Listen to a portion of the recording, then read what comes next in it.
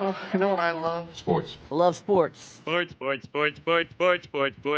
When it comes to Texas A&M. Where are you getting this information? Let me tell you. Welcome to TexAgs. I need to talk a little sports with you, Ags. David Nuño here with TexAgs Radio. Billy Lucci here on TexAgs Radio. Olin Buchanan. We will develop men. We will graduate players. We will win championships on the field. The best way for us to win is to do it together. I've been in college baseball for a while now, but I've never experienced anything like 12th man. The other schools are like, we're freaking Texas A&M, man. Like, it's been special. The 12th man this past week was unbelievable.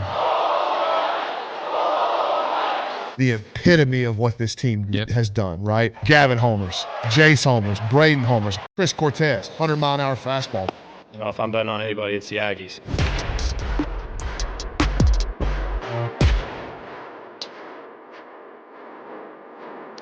All right, so what could be the two best teams in baseball? Could meet later on today. They're going to. There's no could about meeting Tennessee, Texas A&M. But in the losers bracket, all four of the top seeds in the SEC tournament lose. Some of them got smoked. It's TexAgs Radio presented by David Gardner's Jewelers, Rollo Insurance Studio. Go Hour presented by The Warehouse at CC Creations. Maroon never looked so good with Maroon U. I'm David Nuño. He's Olin Buchanan, our Heisman Trophy voter, our columnist, our good buddy. It's Thursday, May 23rd, 2024. OB, good morning, buddy. Yeah, good morning. How are you? I'm good. It's a new one, right?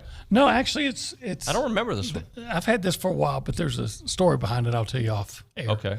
Guns look good in it. Well, okay, thanks.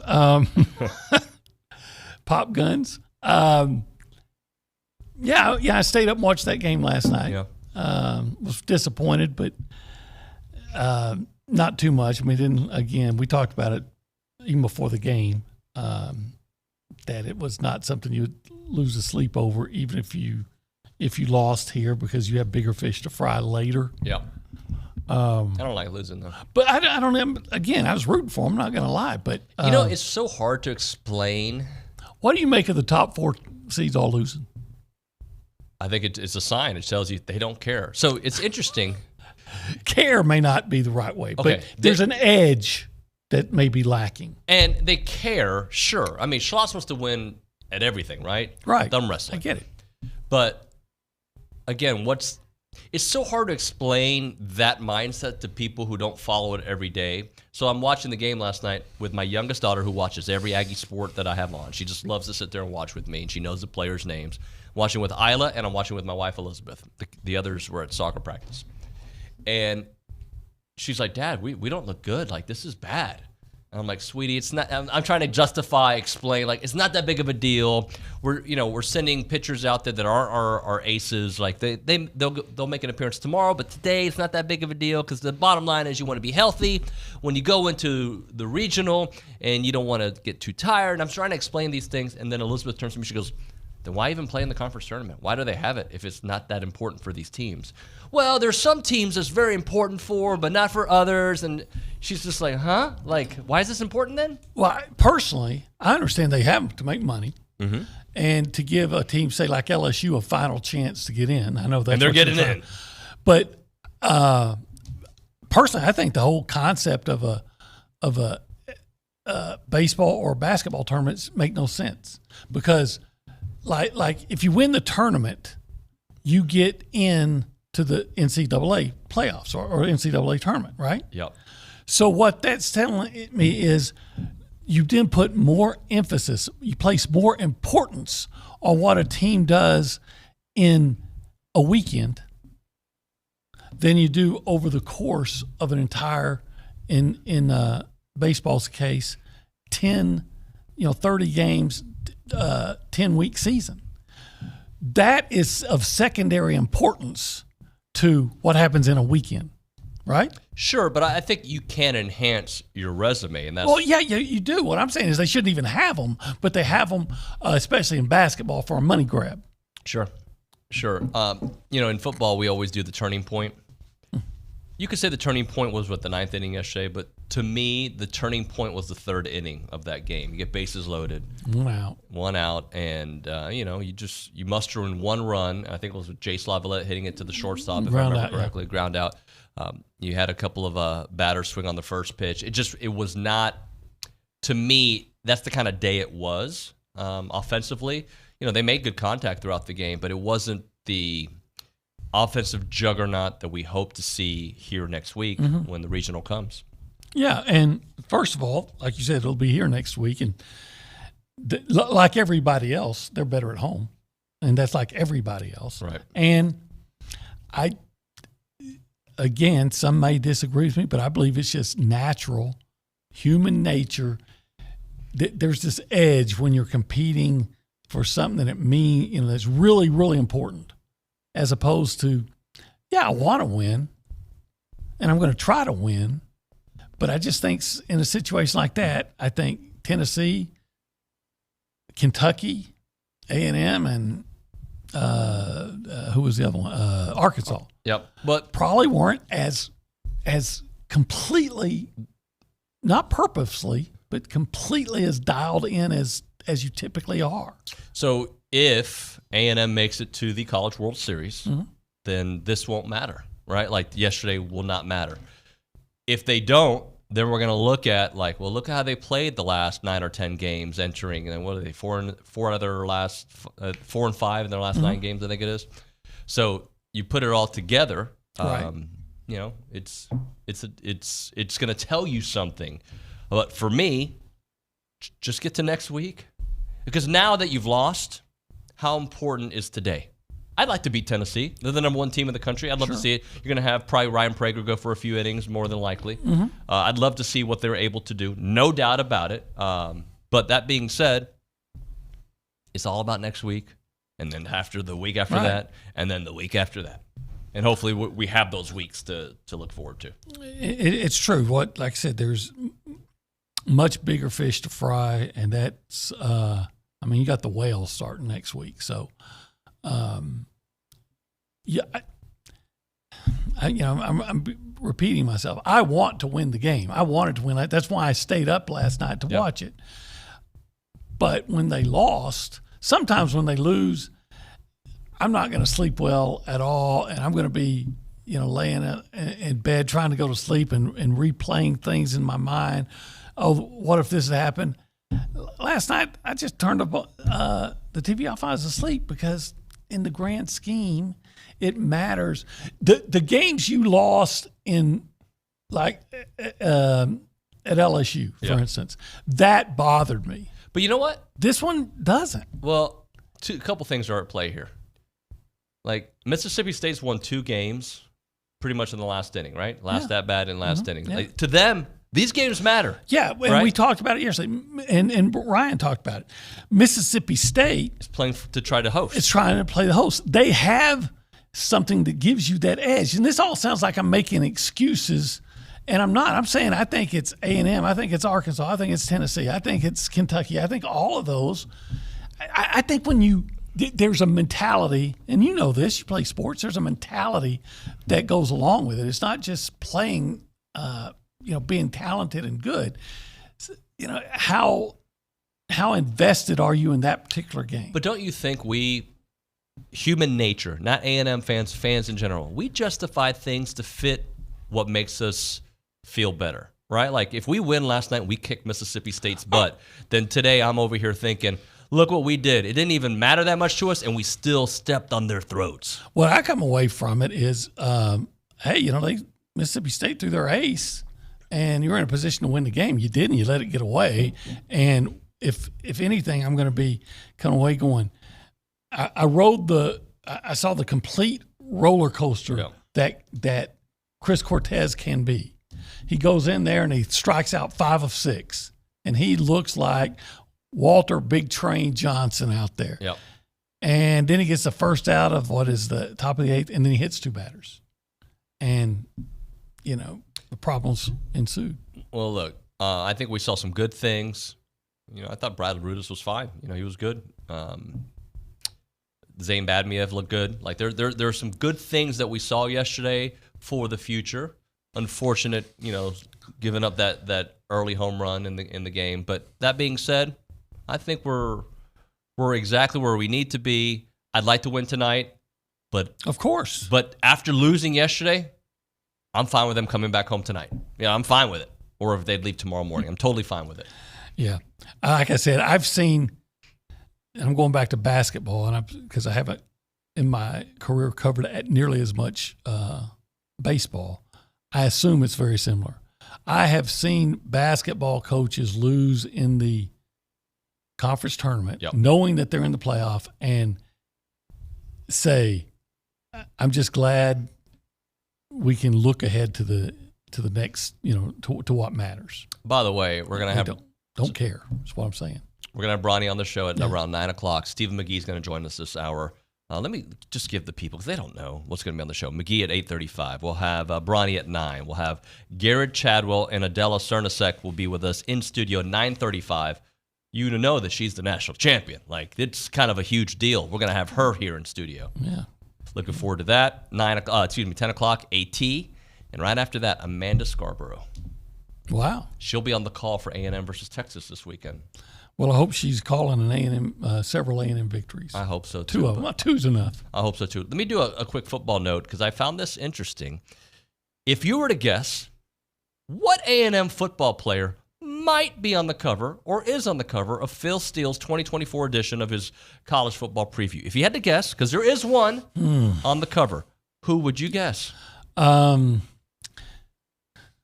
Gosh, typically they find quarterbacks, but Connor didn't play that much last year. So my first thought would be Connor. And then I think, yeah, but are they going to put him on there? It's probably a regional cover, and you probably got yours on. So how about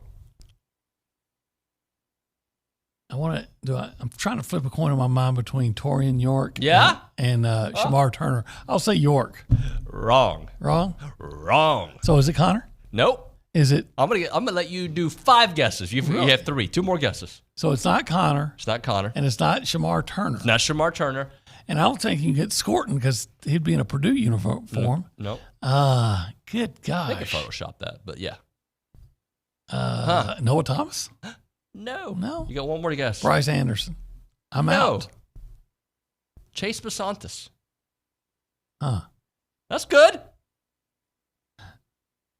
Okay. He's good. He's on the offensive line. He's a team captain. Let's go with Chase Basantis. Chase Basantis is a team captain. Isn't he on the offensive team captain? Am I wrong about that? Trey Zune is the offensive team Trey captain. Zune. Sorry, Trey Zune, not Chase Basantis. But Chase Basantis is on the offensive line. On the cover. I mean, it's fine. It caught me off guard. You probably could have got me 10 guesses, and I wouldn't have come up. Caught me off guard, but I'm happy with it. Remember, he went in the portal and then came back out. Yeah. So here are the names on this. By the way, any Aggie on the cover, I'm happy with. I just wouldn't have guessed him. Initially, you go with like a skill position player, right? Quarterback, face of the defense potentially, right? I didn't think Chase, but I'm happy it's Chase. It says here are the names: Jalen Daniels of Kansas, Kansas State running back DJ Giddens, Oklahoma linebacker Danny Stutzman, Oklahoma State running back Ollie Gordon Jr., and Texas A&M offensive tackle Chase Basantis. Okay. By the way, I covered Danny Stutzman's dad when he was in high school. Is it senior? Was Danny Stutzman? Steve Stutzman. Steve Stutzman. Dangerfield High School. They won a couple of state championships. He was a badass tight end. You covered a lot of state champions, didn't you? Well, a lot of them came out of East Texas. Yeah. Dangerfield in 1983, regardless of classification, may have been the most dominant state champion ever. So I was surprised to see Chase Basantis on the list, but that's cool. I mean, he certainly has the potential to be a stud on that offensive line. Well, I think moving him inside the guard, which I think they're going to do, I think that puts him probably at his best position. Hey, buddy, Adam Cushing, just keep pushing the right buttons, buddy. Well, I hope he has pushed the right buttons. We'll see. It's definitely a better button. I can guarantee you the buttons are being pushed better. I agree with that. I can guarantee that. I am confident in saying that, even if he's a 1, that's better than a 0. This is Coffee Talk presented by TexAgs Coffee. Beat the hell out of the mornings by going to texags.com/coffee. All right, let's go around the room and say hi to the people. If you want to be a part of the conversation, what do you think about Chase Basantis being on the cover of Phil Steele's college football preview? And what did you think about last night? And what about later on this afternoon at 1 o'clock when A&M takes on Tennessee. The number, 979-693-1150. We go behind the glass. We say hi to Nick Savage. Nick, good morning. Howdy, good morning, y'all. What's up, buddy? So, interesting note looking at the SEC tournament bracket, just kind of bouncing off what you were saying, OB. The top 4 seeds, A&M, Arkansas, Tennessee, and Kentucky, maybe not so much to play for there in Hoover. Out of the 8 games played so far, only 2 of the higher seeds have won. So 1 through, I think, 4. So Mississippi State's got one of those because they were higher ranked than Ole Miss. I believe, I can't remember who the other one was. But yeah, either way, it's the teams that have a bid to play for who are pulling out all these games and really bringing their A game. So not surprising. Yeah, not surprising at all. I guess that's what I'm trying to get at. Your A game, when the game means more to you, you're more likely to have your A game. That's what I'm trying to say. Yeah. Right, and that's human nature, right? But I do think if Olin Buchanan is playing backyard football with Quinn, he's probably, maybe not Quinn because that's your son, but you're probably going. You used to play basketball with him on the driveway, and you beat him for a couple of years, and then all of a sudden he started. All of a sudden I can't win at all. And then you probably tried a little bit harder. In the beginning, and then you realize I can't beat him, so I'm going to try less because I can't beat this kid. Actually, after he started beating me, we stopped playing because he was like, "Dad, I need some more competition." So the 2 games the lower seeds have won was number 8 Vanderbilt over number 9 Florida 2 days ago, and then number 5 Mississippi State over number 12 Ole Miss, and that was a walk-off home run in the bottom of the 9th. So Vandy playing some good ball recently. Have to. Yeah. It's like how many times, you don't say it all the time, it's not 100%, but how many times do you watch a game or a series in whatever sport and the team gets down 2-0 and by guys, they win that 3rd game. Now they may lose the next one, but your back's against the wall. You have to win. Choke City, 1994 and 95. You know what I'm talking about? Something with the Rockets. Right. Rockets were down 0-2 to Phoenix in 94, their first championship. They were up in game 2. I was at this game, so the reason I remember, by 20 points in the 4th quarter. They ended up losing that game. That's why the cover of the Chronicle said, I think it was Chronicle, maybe it was the Post, said Choke City. They came back to win that series. The next year, they were down, I believe, 3-1 to Phoenix, and they came back and won the next 3 games. When you have to win. They had to win. Right. The dream. Speaking of the dream, Luka. You see that? You probably didn't watch the game because you watched it. I did. Okay. I was going back and forth. And then at one point I said, okay, I'm just going to watch the Mavericks. They're in the 4th quarter, and then I'll pick back up, and I'll keep up with the thread on TexAgs. So I had the laptop in my lap. Hence the name, laptop. Let's go to the Angry Elephant News and Social Center. Carson Stein is in the house. Carson, ¿cómo estás? Morning, y'all. How are y'all doing? Good, buddy. What's up? Nothing much. Just wanted to touch on the Luka Doncic thing you guys were saying. Luka led the Mavs last night, 33 points, 6 rebounds, and 8 assists. There was a stretch. What were they? They were up by 2. Didn't Luka have a big defensive play, and then he went on the other end and hit a big 2 to put him up 4 with, what, 50 seconds left in the game? Yeah, had a steal. Yeah. Steal, goes on the other end, hits the big shot. Yeah. And it wasn't just him by himself. Kyrie showed up last night in the playoffs with 30 points, 5 rebounds, and 4 assists. Kyrie was really good early, and Luka was really productive late. Did I read that's Jason Kidd's first win in a game 1 of a playoff series? Yes. So they always play from behind? Yes. Wow. And yet I think he's 4-1 in the playoffs, in playoff series. I think that's what I heard. 4-1. I think somebody told me that. Is he a good coach? I don't know enough. I guess I get a lot of mixed reviews about him. You know what? Everybody gets mixed Everybody, reviews. Right. All I heard for years is Astros fans talk about how bad Dusty Baker is. And now people miss him. And they'd win the World Series. Yeah, but he sucks. People love to criticize. You know what Dusty was? I had some issues with Dusty. What I loved about Dusty was his temperament and the way he knew how to push buttons of veteran players. That's what he was great at. And that's, by the way, part of the job. Isn't the bottom line is just finding out if you won or not? Yep. Like Phil Jackson. Some people don't, obviously he had the triangle that Tex Winter taught him, but Phil Jackson was a master at pushing buttons. Now, could Olin Buchanan coached those teams? I don't know. Kurt Rambis didn't win with them. I know this, that I think it was Nick Van Exel. You remember him? Yeah. Played a little bit up in Athens at And at the Mavs. What was then Henderson Valley College. But he had what I thought was the greatest quote ever on Phil Jackson. He said, and I'm going to clean it up. He said, "Let's see how that Zen crap works with the Clippers." Yeah.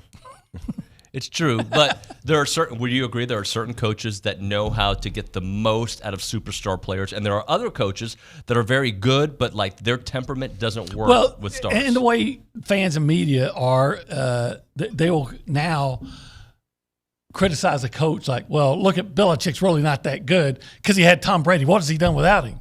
And I always say, "Who did Bill Walsh have?" Yeah, right. And I always say, "Well, so the guy that rode Secretariat just had no impact on the race, right? He was just, it was a great horse, but somebody had to ride him and steer him, right? So it's like, you show me the great coach that didn't have great players.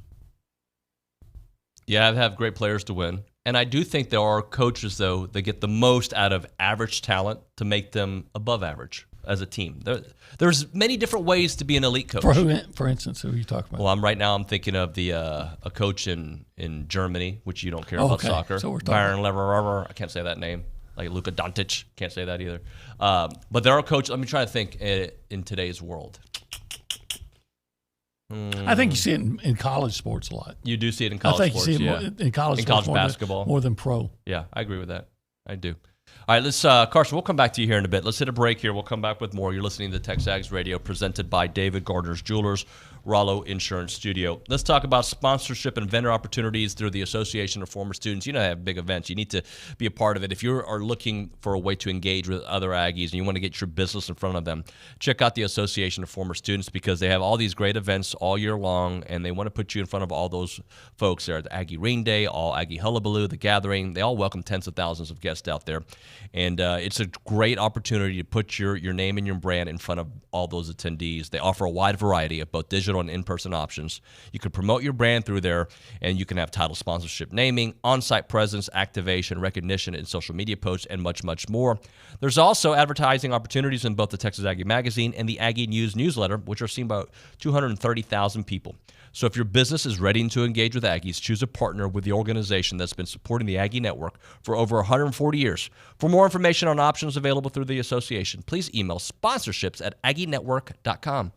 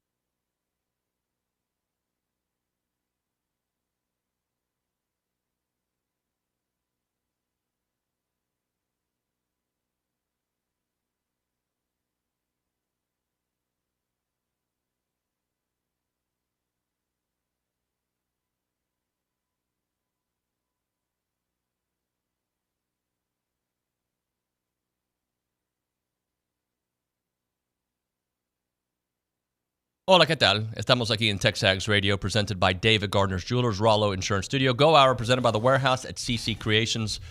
OB, I don't know what to make of this. It's not a big deal. I think I got this shirt there. At the Warehouse. The Warehouse at CC Creations. Somebody was asking me, where can I get my TexAgs gear? You can get her to CC Creations. Yeah. Good stuff. We've got one shirt concept that I'm excited about. I don't know if they're making more, but there's one. Should we actually open it up where you can come into our TexAgs office and buy a shirt? If you want to volunteer and take the over. I'm just wondering. Yeah. Man. I mean, it wouldn't be bad, but CC Creations across the street, they can take care of you. It seems like we got plenty of people around here with free time. I know. I'm going to need you to go do something, OB. Thanks. Just kidding. So this is not a big deal, but I don't know what to make of it. It just makes me think into what's actually happening at ESPN. Did you see that TNT is going to get some of ESPN's inventory for college football playoff games? So they reached a 5-year sub-licensing agreement with ESPN, and what that basically means is they're going to get first-round games, and they'll add 2 quarterfinal games each year beginning in 2026, running through 2028. ESPN is going to have the national championships on its own networks, but I don't think of TNT, which is what, CBS, right? TNT, am I right about that? I could be wrong. I believe so. I just know it's Dynamite. It's Dynamite Channel. Well, TNT and CBS have this, I think they're owned by the same company. I could be wrong here. But they have this agreement. And they also have a great relationship with ESPN, which is ABC. And is ABC selling part of their inventory to make up for some of the money they've lost? Yes. Is that how you're seeing That's it? how I would, that they overpaid, and now they're going to try to cut their losses to some degree by saying, hey, you want some of this, pay us some of this, so, we don't lose as much as we project to. 100%. And I just felt like it would be a good time to reset what we're going to see. So the college football quarterfinals, Fiesta Bowl, December 31st, Peach Bowl, January 1st, Rose Bowl, January 1st, Sugar Bowl, January 1st. So Fiesta Bowl is all by itself on the 31st. Okay. The semifinals. Mm-hmm. Got to go to the semifinals, bro. We got to make it A&M. Orange Bowl, January 9th. Mm-hmm. I don't know if you know this. I like South Florida. Yeah, I know you do. Cotton Bowl. Too. I like the Metroplex. Cotton Bowl, January 10th. That's the championship? Oh, that is the semifinal. Oh, okay. The championship, Atlanta. So January the 20th. So you're David Nuño. I'm going back on that soapbox from yesterday. You're David Nuño, and you're a staunch A&M supporter, live and die with the Aggies. And by gosh, they're going to go play for the national championship, and you want to be there every step of the way. So to attend every game that A&M plays in the playoff, you have to go to maybe Phoenix, and then the next week or 2 weeks later.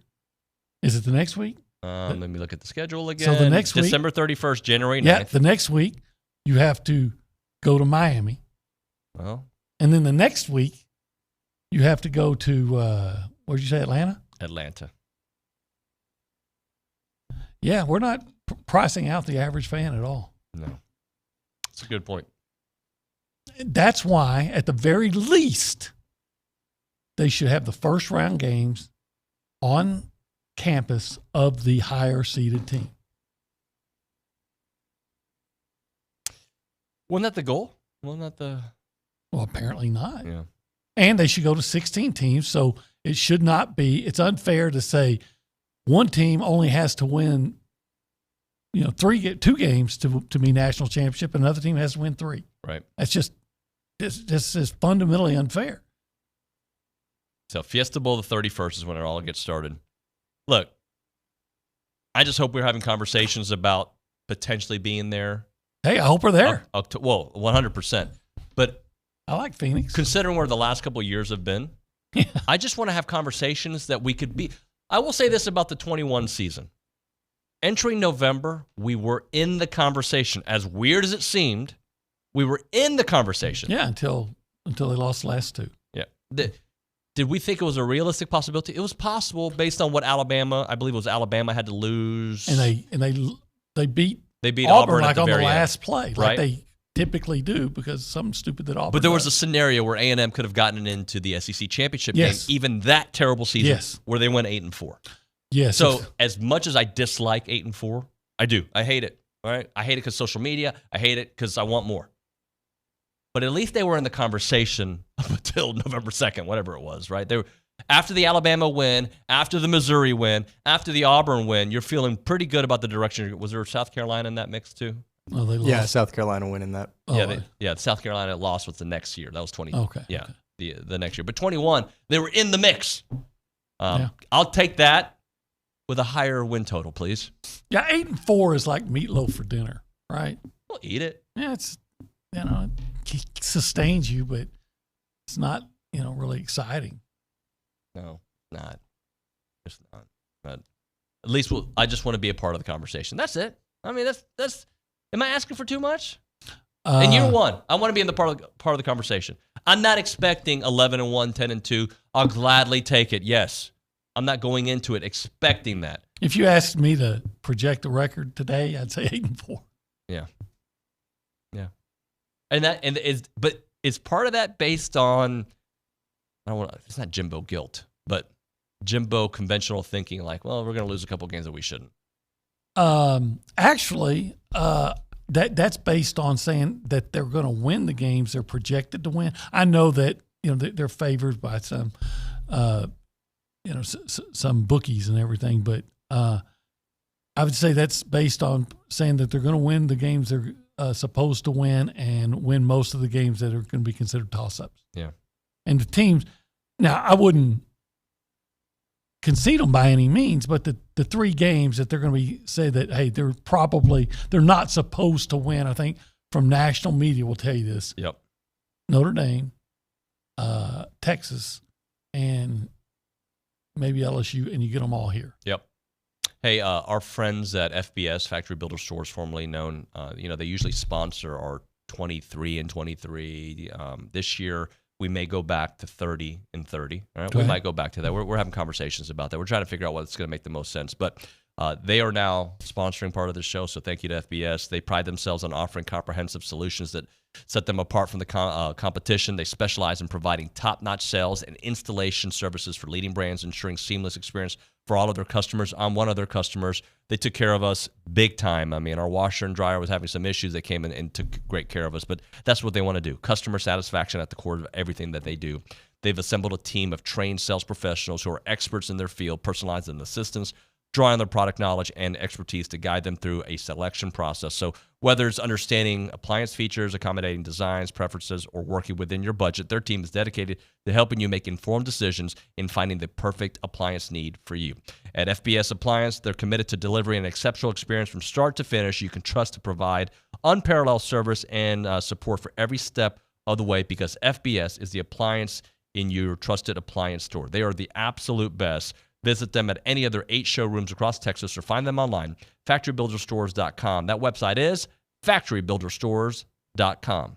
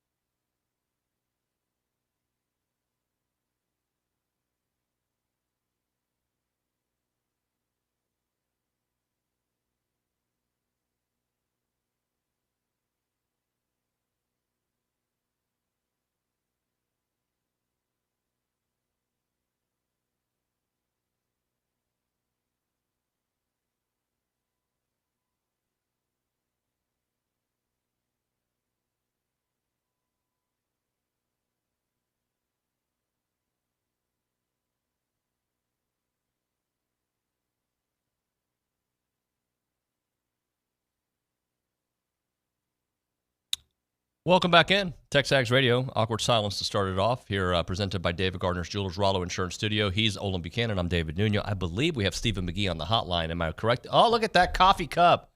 What's up, Stephen? Good morning, gentlemen. How are you, buddy? Doing fantastic. How are y'all? Doing good, man. What's been going on in your world recently? Just to the grind every day. You know how it is. Chasing around a little terrace in the house, but all is well. Hey, we've been talking a little bit about the playoffs schedule, and I kind of ended the last segment. I just hope we're in the conversation to potentially be in this expanded playoff in November. To me, that would be a huge sign if we're in the conversation. Not saying I would love for them to make it, obviously, but just to be in the convo. Yeah, that would be a phenomenal first season for Elko and his staff. It's going to be a hard get, in my opinion. You know, what do you think? It'll take two losses or less to make it into the playoff. Yeah, and that's not a guarantee either. Yeah, exactly. So, if you look up and you say, "Hey, like this is a 10-2 football team," I don't think you would define that as a huge success. I think it would be a astronomical success in year one for Elko. You know, I think we talked about this last week. I really think it's 8-4, 7-5 is kind of where my expectation is. Yeah. There's always a surprise team every year. Why not us? Why not A&M? It's been A&M twice, I think, that I can remember. Guys, I really think it's impossible to be able to project what they're going to be in a lot of teams because of you don't know how the new culture, how quickly it's going to take shape. And I think it's already taken shape, but we don't know how that's going to translate on the field. There's too many new players all around college football. In May, talking today, it is almost impossible to predict what kind of team A&M is going to be, what kind of team LSU is going to be because of all the moving parts, Stephen. Yeah, it really is. There's going to be a lot of new faces in the SEC. LSU is one that I have particular interest in. I really like their quarterback that came into play for Jalen Daniels last year. I think he's got a lot of upside, but they have a lot of talent. They've recruited really well since Brian Kelly's been there. I think they're going to have a good football team. And then Alabama, post Nick Saban, what are they going to be like? That's a whole new identity. And then, of course, Texas coming to the SEC. They seem to have one of the better teams that they've had in over a decade plus, probably. Very good quarterback. So there's going to be some good teams in the West and a lot of new faces. But like you said, a lot of unknowns. And there's always going to be a team or two that emerge that you didn't expect to be good that turn out to be really good. The question about Texas will be how good they're going to be on defense. They had issues in pass coverage last year, but they were great against the run. But they don't have those two defensive tackles anymore, so they still going to be. And they lost their defensive line coach too. Okay, and then LSU. I think LSU is as big a question mark as A&M because, and we've talked about it. You had lost two receivers who were first-round draft choices. The next guys probably aren't going to be that good. A two-way quarterback. And a quarterback who could run that won the Heisman Trophy. And I'm sorry, I'm not buying that Nussmeier is going to be this next big thing because has he looked good against Wisconsin, which was terrible? Yeah. Did he look good against Georgia when they quit playing, when they had a 30-point lead 2 years ago? Yeah. So there's a lot to prove there. And by the way, the defense sucked. And why is it going to be better? They didn't do very well in the portal bringing in defensive players. Why is it going to be better? Right. And maybe it will be, but I'll need to talk to somebody in Baton Rouge that can tell me why that defense is going to be a lot better. I know they got a new defensive coordinator, and that's a big part of it. But again, it goes back to my original point. It is so hard to project and predict what teams are going to be based on the more so now than ever. Than ever, no doubt. And here's one for you, Stephen. In your time when at A&M or in the NFL, how long does it take to really learn a new offense, and what are the phases for it? So Colin Klein's implementing his offense here. We expect it to be significantly better than what we've seen the last couple of years. But it's not like night and day. You change the book and all of a sudden it works. There are phases to that and how much they implement during the spring, and then obviously as you get closer to Notre Dame. I think it's a lot easier in modern day offenses to adjust and adapt more quickly than it was, say, under Mike Sherman's offense, where it was very intricate and there was a lot of checks and the quarterback had a lot of responsibilities. It was very wordy. So it took a lot for guys to learn all the new language. It was like going from English to Chinese, if you will. So yeah, there's certainly an adjustment, but I think nowadays it's a lot easier. And I think college coaches now also understand that the name of the game, to your point, where you have very fluid rosters, transfer portal, trying to get new guys to play as true freshmen, you want to keep it as simple as possible. So I think that for the most part, I would expect that these guys would be able to plug and play after, a full spring, full summer, and then a full training camp. They'd be ready to go, but yet to be seen. I don't think that was the case in Jimbo Fisher's offense. I really don't. I think it was too complex and too difficult for guys to plug and play. How much then if you can guess, Stephen, of a percentage of the offense will they know and will they run in, say, the first couple of weeks of the season? Yeah, I would say playing against a really good opponent like Notre Dame, they're probably going to run, 70% of the plays that they're going to have throughout the year. But every week, a coordinator is going to put in, let's say, 20 to 30%. It depends on the person, but a lot of coaches will tailor certain plays that are specific or designed to attack a certain defense, whether that's what they do schematically or an individual that they deem to be weak in pass pro, let's say, or sorry, in pass coverage. So yeah, I would say 70-30, just general rule. That could be way off, but I think it's probably pretty close. And then, I think another point is to say, like, there's going to be elements of Jimbo Fisher's offense that are similar to what it is under Colin Klein. I mean, you run Y stick stop, it's still going to be Y stick stop. David may call it True Jet Omaha. Great. But it's going to be the same play. So they've run that before. They just call it something different. Yeah, but can't you run that same play but have some deceptiveness or some different ways to set up that play? Yeah, it's a great point. And you certainly can. The deceptiveness being that you line up in bunch left and you shift to tray right, let's say.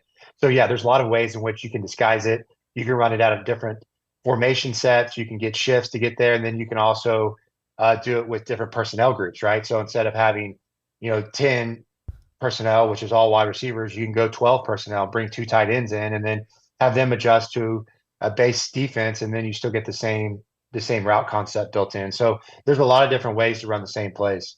Talking to Stephen McGee here. Hey, Stephen, before we hit a break, I want to read this. So it looks like House versus NCAA is getting close to being settled, or at least from the college's side, right? SEC is expected to vote on it today, and but it's still going to take some time to get it for everybody to be on the same page. I want to read this quote or this tweet from Ross Dellinger. It says, the NCAA argued before the Supreme Court against sharing $6,000 of benefits with athletes back in 2021. 3 years later, the revenue sharing model will pay athletes $15 billion in a decade. Pretty good number. Yeah. I wonder what that amounts to per athlete, but nonetheless, I mean, these kids they're getting paid a lot of money nowadays. The pressure is going to amp up and the expectations are going to go alongside of it. Yeah, and they're getting paid. NIL is not going anywhere. This is just another revenue stream. But who's representing the players? And by the way, Mark Emmert, once again, another example of how the NCAA was completely inept, and that guy may be the biggest flim-flam guy in history. Let's hit a break. What a con artist. The guy's a Bernie Madoff of college football. We'll come back with more. We'll do a little buy-sell lease. Right now, ground shuttle time. They offer frequent and reliable shuttles from Bryan College Station to George Bush Intercontinental Airport. I saw Matthew Dawson here. I know he takes advantage of ground shuttle. It takes him there to Bush. He doesn't have to worry about parking, the traffic, the crazy structures that are out there when you go to Bush. OB knows all about it. They'll depart there from their offices next to Casa de Brazil and South College Station. You get dropped off at your office. Utilize their convenient, secured on-site parking for free for the first 4 days. And they have shuttles 9 times a day during the weekdays, every hour and a half, and 5 shuttle times on the weekends, every 2.5 hours. Excellent for business travelers and commuters. They also offer charter service to anywhere in Texas, door-to-door service. They're hassle-free. You can go up to 14 passengers, private luxury car services in Mercedes S-Class, R-Class, GLE. They seat up to the 3 passengers in that one. Ground Shuttle is a local company, and they're easy to book, and they guarantee anything you do, they can guarantee it. It's easy to book your shuttle online at groundshuttle.com, or call them up, 855-303-4415. Ground Shuttle, let them do the driving.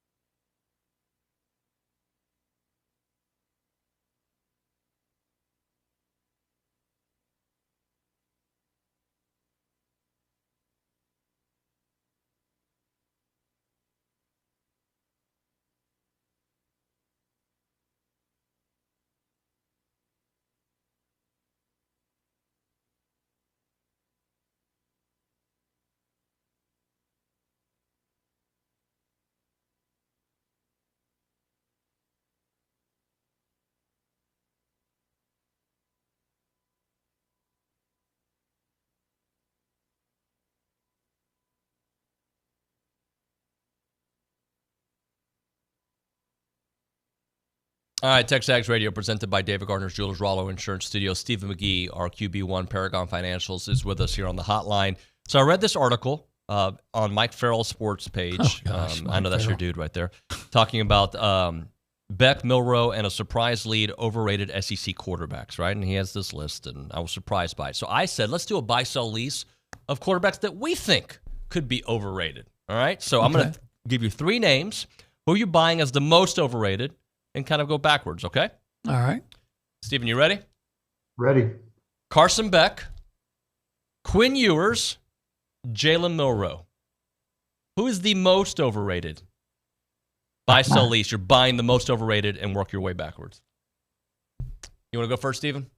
All right. I'll buy Carson Beck just because of the guys around him, but he's a really talented thrower and he can really spin it. I know he's not an athletic quarterback, but he's got all the tools to be a great quarterback, quick release, decision maker, accuracy, can make the 10-yard out throw from the left hash in college all the way to the right side of the field. Like I love that about him. Quinn Ewers is my lease.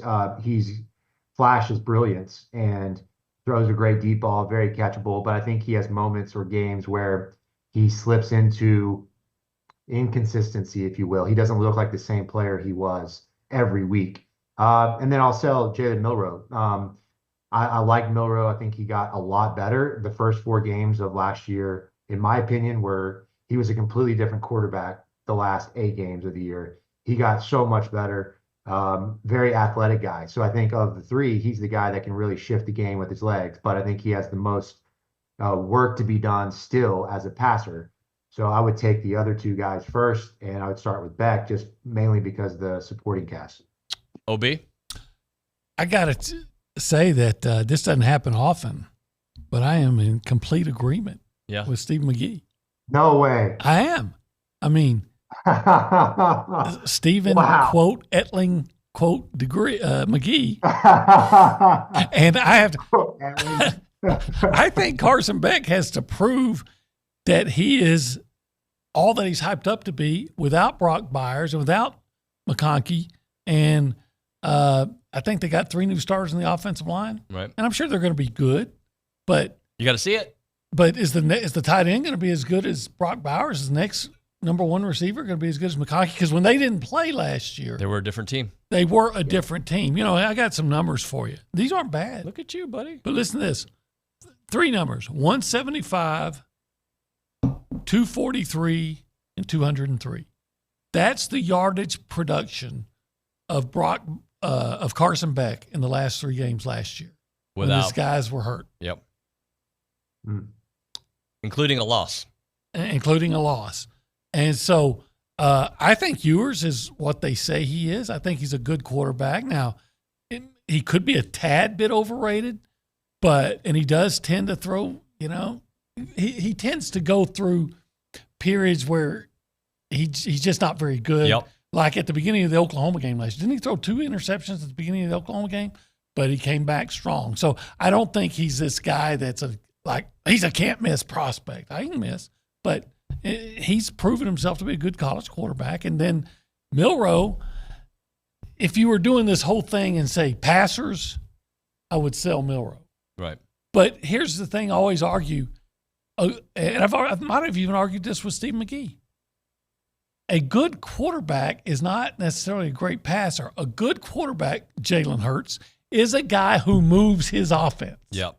And Jalen Milroe can move his offense. Now, running has to be a big part of it. Well, and another thing to consider is Kalen DeBoer's offense. Will he tailor it to Jalen Milroe? Because that's what Alabama had to do last year after 4 or 5 games. All right, we need to change what we're doing. And I don't know. We don't know if Kalen DeBoer is willing to do that. Does Jalen Milroe fill the needs that he wants at QB? That's something we're going to have to find out. Well, you couldn't find a more polar opposite from Michael Penix at Washington, that's for sure. Yep. Steven, great stuff, brother. I like a quarterback that can run. McGee could run. Oh, hey, Steven, I want to read this out loud real quick before we hit a break. This is from somebody on the Aggie Engineering 12. McGee is a real one. One of my buddies mailed him something to sign for his dad, who's a retiring police officer, and you got it back to him quickly. That was cool. Way to go, man. Awesome. Good stuff. Now you're going to get like 50,000 things. I apologize. I shouldn't have done that. Yeah. Later, buddy. See you guys. See ya. OB, great job, buddy. Thanks. McGee's one of the best Humans. All right. We're not, but he is. Oh, no, definitely not. When I come back, OB's going to go right. When I come back, Ryan Brauninger will be joining us. Will we talk baseball? Yes. Will we continue to talk baseball? Absolutely. After that, Gerrod Chadwell will be in studio. Adela's coming with him, the national champion. After that, AT, Amanda Scarborough, and, of course, your text messages and phone calls. It is TexAgs Radio presented by David Gardner's Jewelers.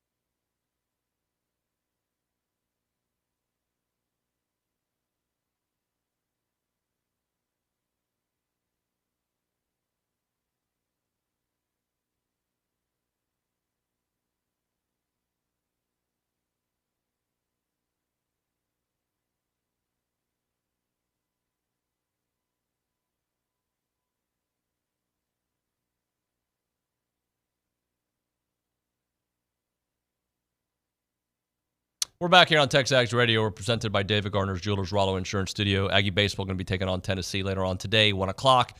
Losers bracket of the SEC tournament. Ryan Brauninger is live in Hoover. He joins us now here on the program. Brauny, it looks like you've watched 48 hours of nonstop baseball. Yeah, and I'm back at the ballpark already today. getting ready to watch Arkansas and Hagen Smith going to pitch for the Hogs against Kentucky. It's crazy that, you know, the top 4 seeds that are pretty much bound for national top 8 seeds all lost yesterday. And so they're all playing in this morning session. So we were trying to make sense of that. How do you make sense of what you saw yesterday from all the top seeds? You know, I think A&M was the most competitive of the top seeds. You know, you make an argument Arkansas and South Carolina, it was a 1-run game. But, you know, Arkansas had to rally a little bit late. But it was a good back and forth game. So you know, A&M and Arkansas, I thought, played the best of the top 4 seeds yesterday. Kentucky gets blasted by LSU. And then it was really surprising, Tennessee getting just absolutely hammered by Vanderbilt. That was the best the Commodores had swung the bat all year. I was really surprised at that result. I know that Tony Vitello threw some guys, especially late toward the game, that typically aren't going to pitch. I know that they had a lot of position substitutions late in the game as well once it got out of hand. So yeah, it doesn't surprise me. Like we knew what this was coming into this week, right? There was a clear line of delineation with teams that had a lot to play for and teams that had very little to play for. And what you've seen so far is that the teams that need to win the most have won the most. Yeah, and the teams that don't need the win still want to win. But how does that change once you're in the losers bracket, Brauny? Does it change? Does it I fully expect Prager to go for a little bit today, right? Yeah, I think now it's about making sure that whatever happens from here going forward this week in Hoover is, are you getting yourself as ready as you can to play next week? And what does that mean? That means keeping Shane Sadeo probably if Shane Sadeo pitches, it would be in a very limited capacity today and today only out of the bullpen. Like, I don't think you'll see Shane start while A&M is in Hoover, because there's a chance that he could start game 1 on Friday of a regional against the 4 seed. Jim Schlossnagle is known for pitching back in game 1 of a regional when he's the host. And so you don't want him to pitch on compressed rest. You know what that does and how much that taxes him. So if he doesn't throw today, he won't throw in Hoover. I think Ryan Prager, it's important that you get him out there, much like Hagen Smith, just to keep them in their routine. No matter how many pitches they throw, you kind of want to keep them in their routine of getting ready for a start against a quality opponent and all the stuff that goes into that mentally. If Ryan Prager does not start today, if he doesn't pitch, and I don't know, have y'all gotten the game notes yet? No, I haven't seen him. Okay, so if he's not going to pitch, I think he is, but if he's not, then you're going to go something like 15 days without him pitching in a real game. Some people may think that's good because of the rest, but other people are going to go, man, you really want him in rhythm. He's going to get, if he starts today, it's Thursday. If he doesn't start until game 2 of a regional, that's Saturday. So he's going to get 8 days rest between now and then. You certainly don't want that to be 15 days rest between the last time he pitched against Arkansas at home. So I think it's important to get Ryan out there. I don't know what kind of length he'll have on the appearance. You know, maybe 3 innings, it may be 5 innings. I don't know. I'm sure they're coming in with a plan of kind of how they want it to look. But, you know, more than that, I think they'd like to get Tanner Jones back into a game. I think they'd like to get Justin Lampkin into a game. You know, for the most part last night, I think Jim Schlossnagle got exactly what he wanted on the pitching side. You got Brad Rudis as an opener again, and I thought he was good again in that opener role. And then you went to Caden Wilson, who they had to see. They know how talented the kid is. They wanted to give him a clean inning to start. And, yeah, he got beat up a little bit early when he got out there. The 2-run home run by Mershon was perhaps the biggest swing of the game, at least for the first 8 innings, was the biggest swing of the game until Connor Heisek single in the 9th for Mississippi State. But you look at how he bounced back, and I was really encouraged by that. And I think this coaching staff would be too. Like, it's a kid with a massive future in the A&M program. You got to learn some stuff about him. And last night was a great chance in front of a very partisan Mississippi State crowd to get him into a hostile environment and have him pitch against a really good team. And you get a lot of inexpensive experience out of that for Caden Wilson, a kid that you think can really help you down the stretch. And then after that, Zane Badmiev. That's 3 games in a row where Zane Badmiev, 3 appearances in a row where he's been good. And there's something there where you can rely on him in games. And I don't know that he's going to be the first call out of the pen ever, but if you get into a regional or a super regional, or even Omaha, where you're either getting beat pretty handily or you're beating somebody handily, that guy can eat innings, and that's a valuable thing because you don't have to run to one of your more used bullpen arms if he can go out there and just eat up innings. And he's going to throw it over the plate. They're going to make contact. Yeah, they may score some runs off of him here and there, but in these last 3 outings against Ole Miss, Arkansas, and Mississippi State last night, it was pretty good. What did you think of what we saw yesterday from both Chris Cortez and Evan Aschenbeck, and were you surprised to see them both? No, because I knew that they would. I was more surprised to see Cortez than Aschenbeck because I knew that Aschenbeck, if he was going to throw, it was going to be early in the week in a very limited capacity. It's exactly what happened last night. He threw on Wednesday in a limited capacity. I think he'll probably be done for the remainder of the week here. Cortez, too. I thought Chris was fantastic. And he got to the 9th inning. He had an arm side fastball get away from him for a hit by pitch. Then Mershon, he was really good last night, man. And he was a triple away from the cycle. And he put together a fantastic at bat to work that. I guess it was another hit by pitch, but it was a full count hit by pitch, would have been a walk, right? And then, so you're kind of the architect of your own demise there for Cortez after being so brilliant for the vast majority of your outing. 2 hit by pitches with the meat of the Mississippi State order coming up. And you go to Aschenbeck, and he got if he comes into that situation, I'll tell you, Hunter Hines is going to hit a soft ground ball. Hunter Hines, one of the best hitters for Mississippi State and one of their best power producers or run producers. He got a dribbler. He got really soft contact just in a really unfortunate spot. And I heard some people that were trying to work through that play and how Evan should have done it. He did exactly what he was supposed to do. With the way he finishes off the mound, he has to spin and turn his back to that baseball because of where it's hit. Then as a left-hander, you're taught that, and it's right, the most efficient way to field that ball and throw it to first is to get your butt around it again. So you're spinning around it again. If you go back and watch, David, the ball was hit so soft that as Aschenbeck is trying to round it, he really doesn't even get it with his glove because it's losing that much steam. He picks it up with like a combination of his bare hand and glove, and you can see it. He's got it like in his fingertips. And it was hit so soft, he's got to spin and turn and throw all in one motion with the ball in his fingertips. We're actually pretty lucky.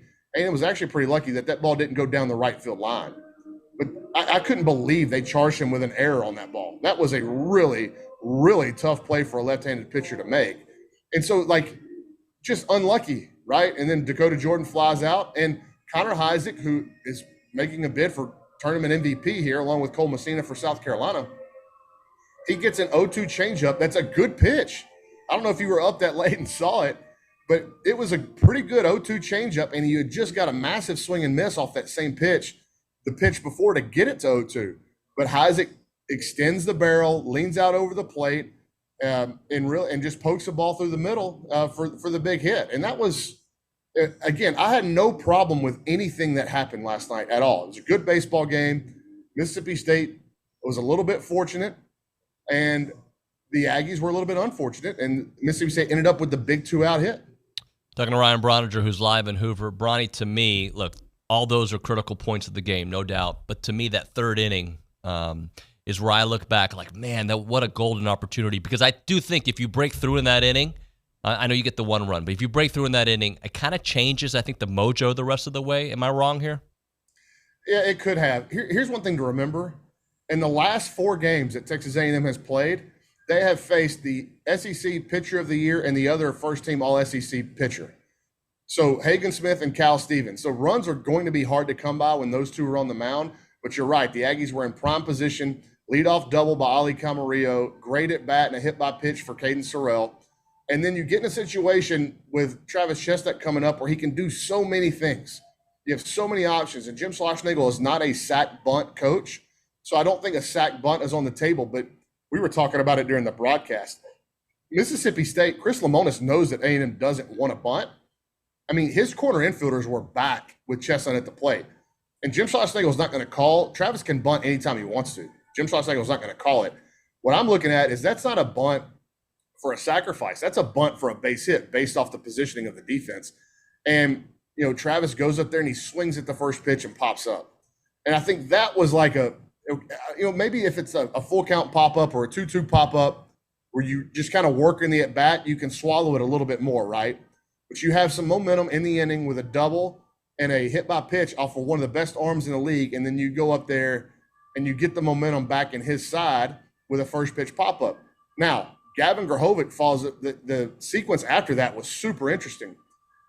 Runners at first and second, one out has been a prime scenario for Jim Schlossnagle in his time at A&M for a double steal. They execute it really at a really high level. It's a huge play because it then works like a sacrifice bunt with you being able to get the runners to second and third and just one out. They did it. It was beautifully executed by Camarillo and Sorrell. Gerhovic has another really, really good long at bat and works a walk. And so you're going, okay, bases loaded with Jace and Braden coming up. Now, here's where it changes for me. Jace swings at an 0-0 changeup, hits a tapper. They're only able to get one out at second base, and it drives in a run. Braden then comes up and hits 105 mile an hour, one hop ground ball into the shift for an out and ends the inning. So you had 3 first pitch outs in an inning where you had the bases loaded and you had the first 2 guys on with no outs. And again, I'm fine with Jace swinging at the first pitch in that scenario. I'm fine with Braden swinging at the first pitch in that scenario. Those guys, we know that it doesn't matter when they swing. If they swing and connect, they do big damage. I thought it was a great pitch by Cal Steven. You would have liked to have seen Jace swing and miss at that changeup, just swing and miss and continue the at-bat. But I'm fine with both of those guys moving at the first pitch because I know the damage that they can do. It was just an unfortunate – not unfortunate. It was a well-executed pitch to get Jace to ground out. And then it's unlucky on Braden's behalf because he hits another ball over 104 miles an hour, 105 miles an hour for an out. And you really can't get mad at that. And I'll tell you this, David, I know they only scored 3 runs last night and had 5 hits. I was very pleased with the quality of contact that the Aggies made last night. I think they struck out only 7 or 8 times. Hayden Schott had 2 balls that I think at Bluebell Park are no doubt homers. And with any kind of help from the wind last night, they're home runs here. Jackson Appel had one that would have been a go-ahead 3-run homer. I mean, the air was thick in Hoover last night and heavy, and there was no wind at all. So I thought the Aggies through the course of the night, Braden had, I think, 3 ground ball outs that were over 104 miles an hour. You know, Jace had one that he hit really hard. Gavin led off the game with a rocket to the left center field gap that hung up and was caught. So, you know, run outputs are the be-all, end-all to determine offensive success. But within that game last night, I was really fine with what the Aggies did offensively in terms of their quality of contact. Brauny, tonight's game or this afternoon's game typically would be top billing, right? You got 2 of the top teams in college baseball going at it. In the losers bracket, does it feel like what this game like this could be a final, right? But they're meeting in the losers bracket. Yeah, what if this is a losers bracket game in Hoover that is in the Final Four, a semifinal, or a final in Omaha? Again, like with these teams that are playing here, and I would even extend that past the top 4 seeds. I'd go to Georgia and Mississippi State. The way LSU's playing right now, they're red hot. South Carolina has been, I mean, they've been so much fun to watch here in Hoover. So I think that, you know, that list of teams that could get hot and go on a run and get to Omaha and win a couple of games there is expanding in the league here late in the season. But, yeah, it's interesting. It's A&M hasn't played Tennessee this year. It was one of the marquee matchups that didn't happen. The Aggies didn't play Tennessee or Kentucky, the top 2 teams in the East. But, you know, I don't know that today is going to be a clear indicator of what both of these teams are.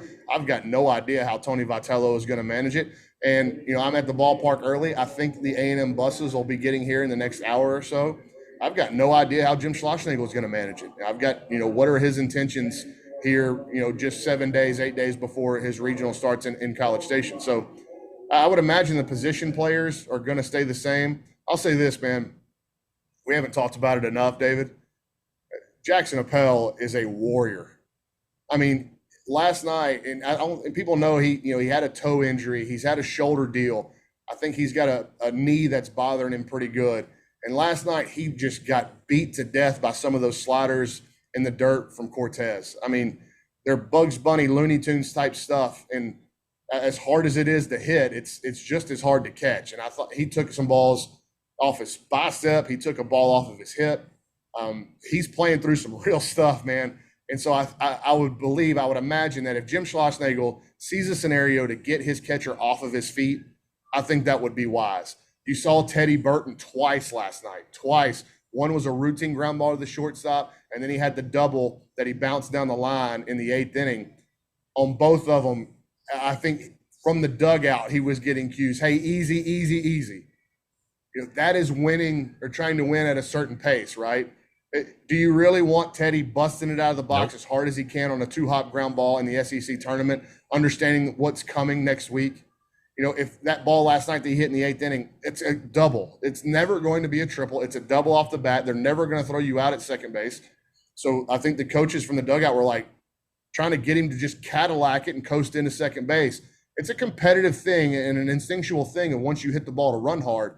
So it's good that the coaches can remind, because what has Jim Schlossnagle said? He just wants to be healthy going into a regional. And I think that's the goal for the remainder of the week now here in Hoover. If you win some games while remaining healthy, that's just an added cherry on top. So this will take the sting out of this last question, but how important is it? Is it even important to win in Hoover, considering the last 9 or 10 games, or what, 5-5, 4-5, something like that? Like, does that even matter right now? What is the RPI? It's the best. It's number 1 still after last night. You're going to be a top 8 national seed. I thought, again, I think I said it yesterday morning with you and Olin, that the series against Arkansas was it. That was. I'm not meaning from a national perspective, though, Brauny. I'm just saying for themselves. Oh, no. I talking to the kids yesterday and talking to them, at practice when they got here, like, it's pretty laid back. They're in good spirits, and I think they understand. They're fine with whatever happens here. Again, you want to win. You never stop caring about winning. You just care about losing a little bit less than you normally would this week. Hey, Ty Holden on the chat. I think we've asked you this before, but I don't remember the answer. He wants to know about your hat. Oh, yeah, Branded Bills. I get all my stuff from Branded Bills, so you can go check them out online. I'm actually trying to I would like to work out something with him, because I bet I get 15 to 20 questions. I've gotten 15 to 20 questions on the boards about my hats. I've gotten asked 3 times here in Hoover where I get my hats from. So I'm sending them too much business for them not to. I need to be an influencer like Billy Lucci. Well, I might know somebody who can maybe reach out and maybe do something. I'm just saying. Who's that? I don't know. I mean, I run the show, bro. I can help you. Oh, wow. You see what I'm saying? I'm the runner of shows. It would be nice for you to do something for me, every once in a while. You mean how highly I talk about you on the air and talk about how good you are as a baseball analyst? I got to be good at something, man. Yeah. Also. Yeah. I don't know what you and Jason talked about yesterday, but keep an eye on the recruiting trail. Really? Okay. Well, can you tell me a little bit? Can you tell me more? No, I'm not gonna. That's all I'm going to tell you. Keep an eye. We're monitoring something, and that's all I'm saying. Okay, well, but as a reporter and as a host, I've got to ask a little bit. If you were to say you're monitoring something, just send me in a direction just to do my due diligence. Send you in a direction? Yeah, so that way I can start, be a detective and try to find stuff. Yeah, but we have so many sleuths on our message boards. I could give you a clue, and I would be confident that you would never get it. Oh, thanks. But we got so many people that listen to the show that would go deep dive, because I almost said a clue that you wouldn't have got, and then somebody would have been able to piece it together and how they would have been able to draw it to you, because my clue was going to be about you, but I'm not going to go there now. So now I know. See, you see really? What you did there? I know exactly who it is. Yes. Send me a text. I know who it is. You think it, okay. Yeah. I've known that one. It's maybe news to you, but I've known this little bit of info for 4 or 5 days. Listen, there are people in this new age of news breaking on social media that no matter what happens, whether they knew about it or not, they will say, as I've expected, as I've been hearing for the past 7-8 days, sources have told me X, Y, Z. What's easy to do after the information comes out? Oh, yeah, I knew about that. Hey, when Ryan Brauninger starts later on tonight, if he does, I might tweet out, as expected, sources have told me Ryan Brauninger might go later on tonight. Yep, there you go. Thank you, Brauny. Thank you. Good work out there. All right, we'll do this. And yeah, guys on the boards are saying save it for premium, David. You're exactly right. I'm gonna save it because I already know that I don't know. All right, we're gonna hit a break. Schulte Roofing Time, an award-winning roofing company that provides industrial, commercial, and residential services to Belleville, Brenham, Bryan, College Station, Conroe, Montgomery, Navasota, San Antonio, and the Woodlands, of course, the surrounding counties as well. I was driving down on 6 on my way to Aggie Highway, and I saw the Schulte Roofing truck just driving right by me. They're all over the place. You can find them there, obviously, in Navasota. They are the home of the Bulletproof Roof Guarantee. Again, that is the home of the Bulletproof Roof Guarantee, the industry's absolute best roofing system, installation, warranty, and 100% satisfaction guarantee or your money back. They've been around since 1994. They're committed to excellence, and that's why they're one of the top 100 roofing companies in the world, in the universe. That's right. Call them up for business, 1-800-4ROOF, or you can call them 1-800-4ROOF. Go to the website, schulteroofing.com. That's schulteroofing.com. They're the home of the Bulletproof Roof Guarantee. It's Schulte Roofing.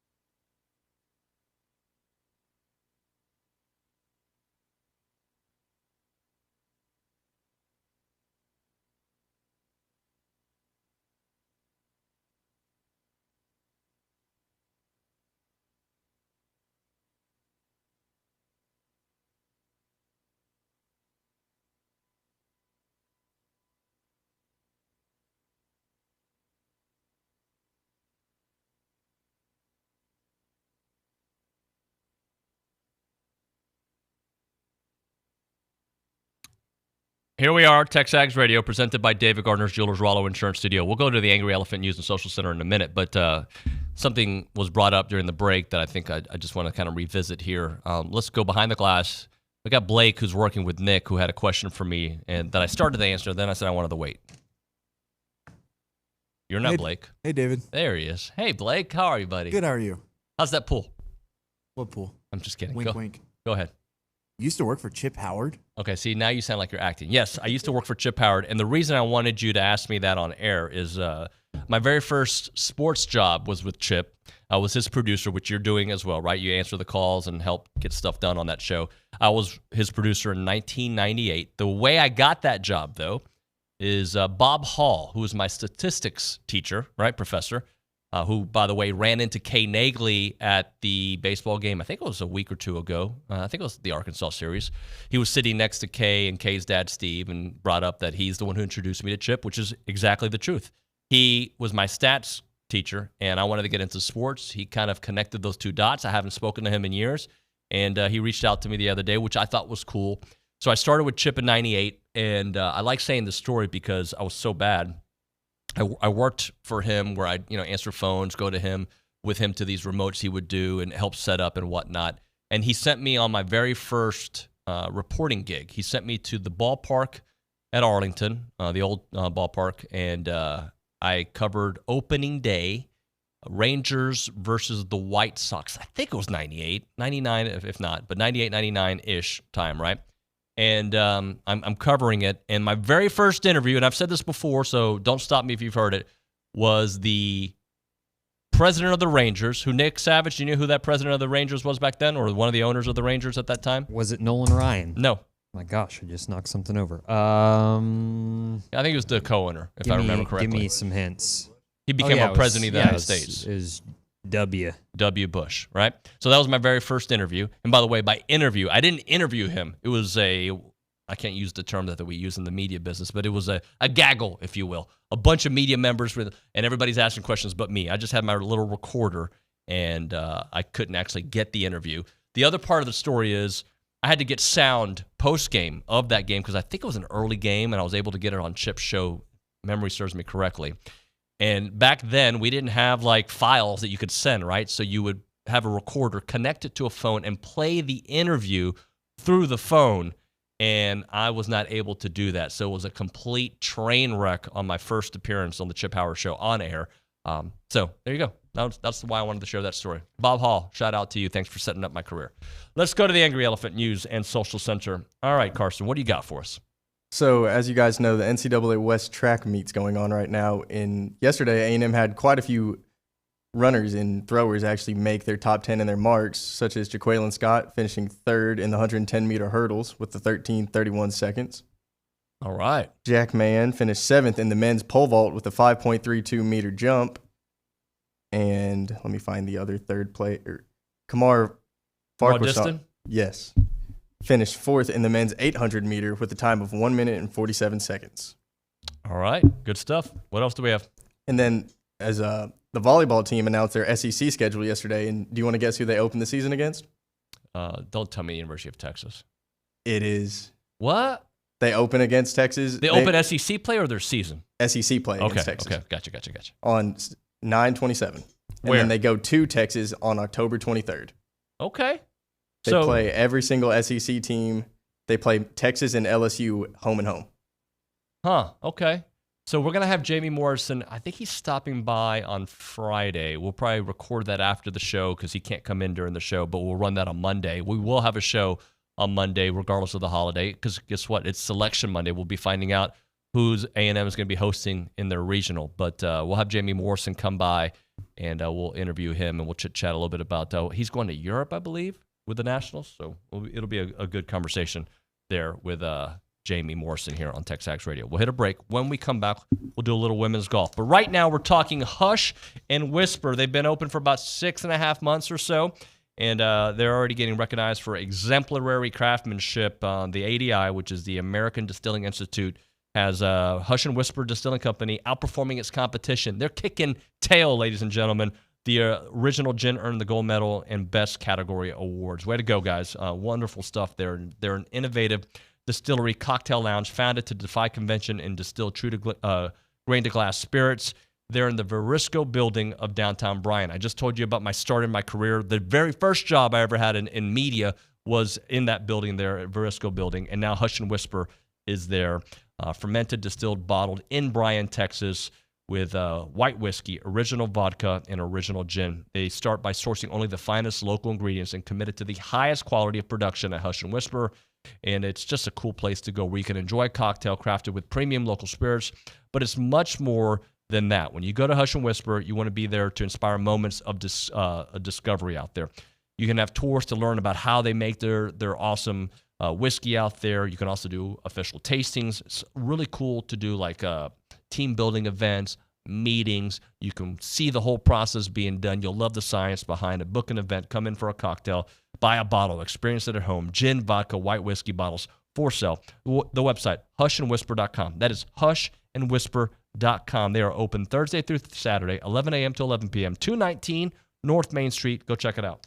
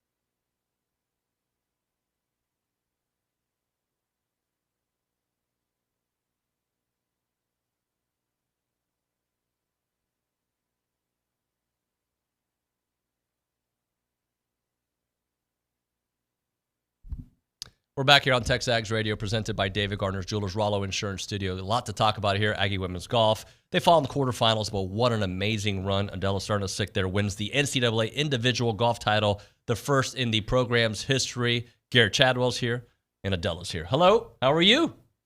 Good. Yeah? How are you? Howdy. She's getting to the point where she'll say howdy, but howdy. Howdy. So we're already commenting. Richard Zane came in here. Look at this. Like middle of our desk here, we've got the trophy, the championship. Just has it set in yet, synced in yet? It's Yeah. getting there, yeah. I think having the trophy, I think I'm starting to realize it, but coming back here, and I think there's like a little celebration tomorrow apparently. So I think that's where it's gonna really sink in. I think. Gerrod, how would you say this whole time in California was, and to come home with this?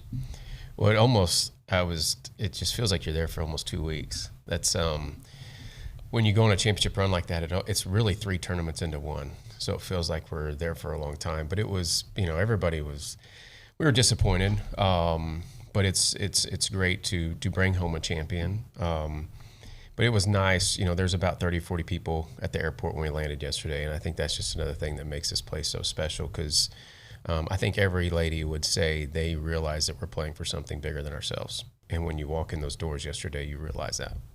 And for you, like each year, there's something new to add, right? Yeah. I know eventually we're going to add the whole darn thing, right? But like you keep adding to this program. Man, we're so close. We were the best team in the country for 68 holes. And that's how that sport is you get to match play, and we've been on the good side of it. We're on the bad side of it. We were in control through really 9 holes and lost momentum of the round, and just the stuff that had plagued us really all year, just sloppiness. And but we were just talking driving over here. I mean, we were 9 holes away from not making it. The back 9 that they put together to get us there, and then then we go on a run, and you saw the best of them, and that's what we're capable of. And so I'm excited for that going forward. And sitting there watching the baseball game last night, and had a good friend who's a big athletic supporter say, "You guys just had the best 3 years in program history." He's like, "You should be proud of that." And so that, when you get away from the disappointment, you let that sink in, and they have been amazing. So I didn't realize it, even though I knew it. But when I heard it when you were being interviewed, they said your first college victory is the national champion. Like, I knew it, but like when hearing it together to me is it the same for you? Yes. Yeah. I was like, I don't believe it. Yeah. I was close a couple times this year, I think, to win, and I was very disappointed every time I didn't win. And yeah, I think it was just part of like a bigger plan, and it's so cool to be able to win at nationals for the first time. It's crazy. Yeah. What is it like to actually hold it? Like when they hand it to you, like that. Yeah. To me, that's when it gets real, right? Yeah. It was really cool. And all the people like around. It's just so special. Yeah, it's hard to put into words. Yeah, I don't really know, but it's really, really cool. Yeah. Gerrod, for you, like this, you don't need help recruiting, right? But like this is just another thing to show. When you come to Texas A&M, you're playing for championships. Yeah, that this is possible. And as she said, I think it happens so fast, right? Like you putt out, and then it's like they're handing you a trophy, and you've got all these cameras in front of you, and you've got your peers there. But yeah, that is possible. That's what this program has been competing for the last 3 years. And the fact that she punched that ticket and got it across the finish line, I think is, like she said, it's a part of a bigger plan. This young lady's found her faith, and I think that gave her peace in who she is as a person. She's not the same young lady that showed up as a freshman. I remember a lot of hard conversations we had. I remember picking her up at the airport and just homesick, and that's a testament to her. I think I shared with you when we got back from Houston that she couldn't go home until she finished putting, because that's what got her beat. And that's just what that looks like. And so there's not more deserving person than I've ever coached to be able to carry that for the rest of their life. Adela, can you kind of go into that and just your journey here, how it was difficult, but you stayed true to yourself and to the hard work, and you found yourself and your faith in the process? So when I got here, I think I miss my family since like the first minute when I got here. And obviously France is very different than like here, College Station.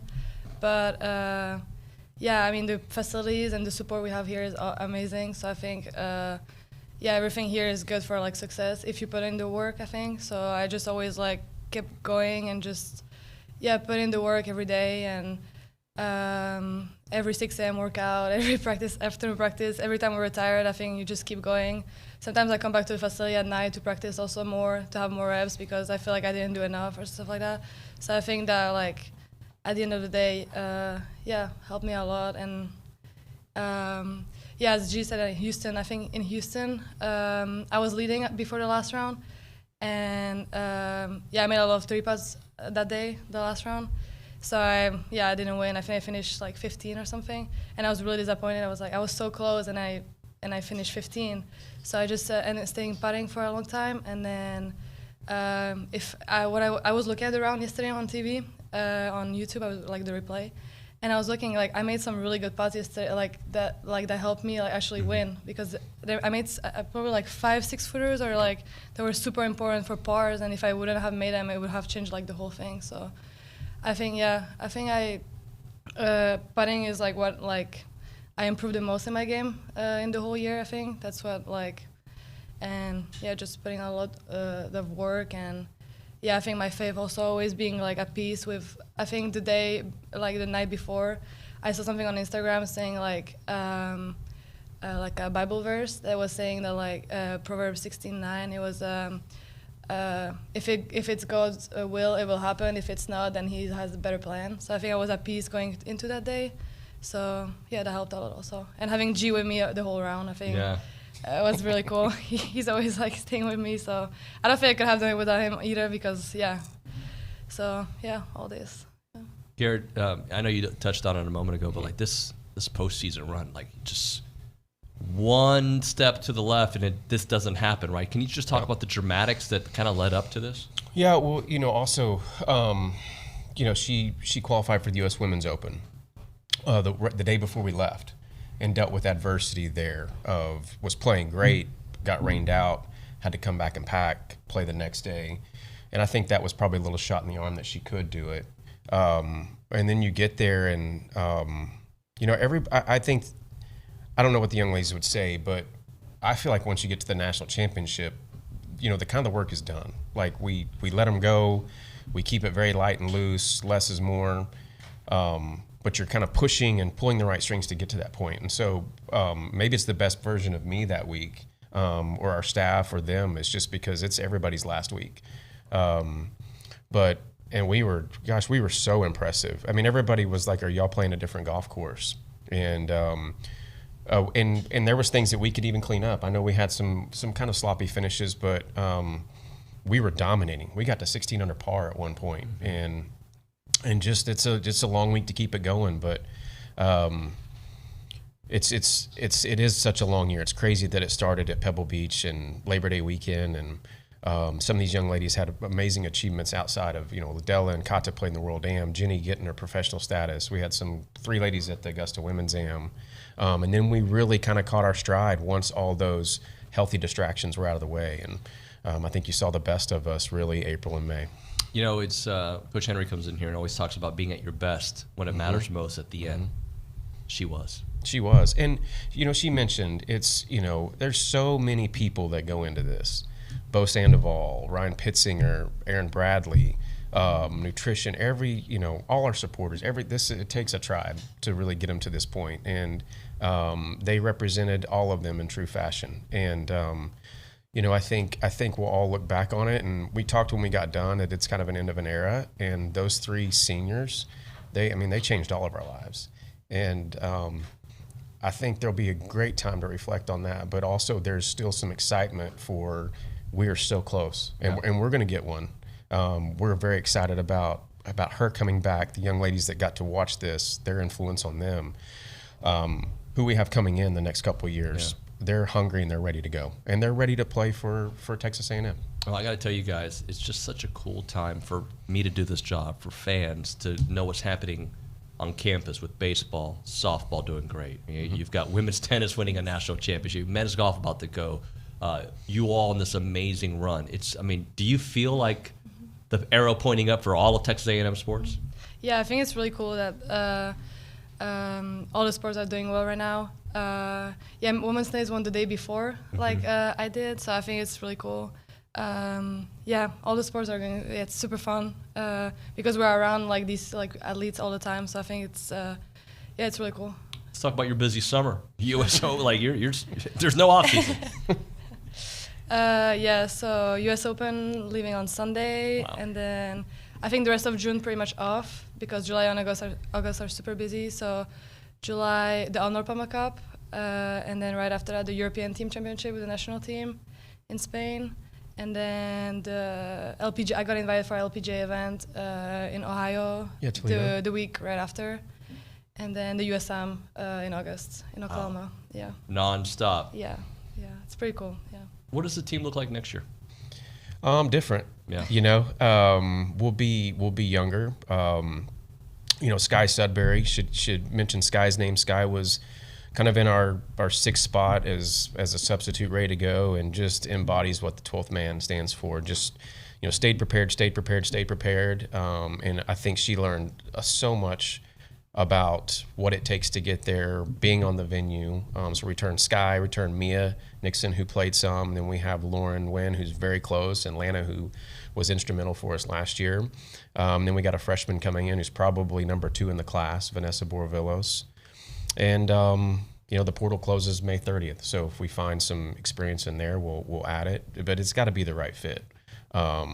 These young ladies have created a standard, and we want to keep to that standard in the culture. And so it'll be here before we know it. But I think as she said, June's going to be a good month for her. We need some rest. As I was talking to somebody about the NBA play, it's just you see those long stretch runs just take a toll on you. Yeah. But August is coming, and so we got to get rested up for that, because we'll be back here hopefully 365 days from now talking about something bigger. Yeah, well, and you don't get an off season. She doesn't get an off season. You don't get, because you got this. You were telling me the portal. Yeah, and the portal being with her, get to spend a lot of time with her this summer and talk about what she wants for a team, because she'll be our lone senior next year, and that's going to be very instrumental for us. Is people looking up to her and her work ethic, and it doesn't take that. It just takes just seeing that in the flesh of what she puts into it. So I'm excited for that. But yeah, we got to start recruiting, and then it's crazy how quick August gets here. But we were joking driving over here. Some of the people who like to hop on a plane right after nationals are staying around a little bit longer. So I think we're doing something right. That a lot of them want to call College Station home after this. Like she says, I'm never leaving. I think we're doing something right. Gerrod, let's close with this. You talk about the standard that you've set, right? Like, and not every year is going to look beautiful, but you have set a standard and a winning mentality that you feel the young players are just going to continue to carry the torch for you as the leader of this all. Just what does that mean, that this is what we do here at A&M moving forward?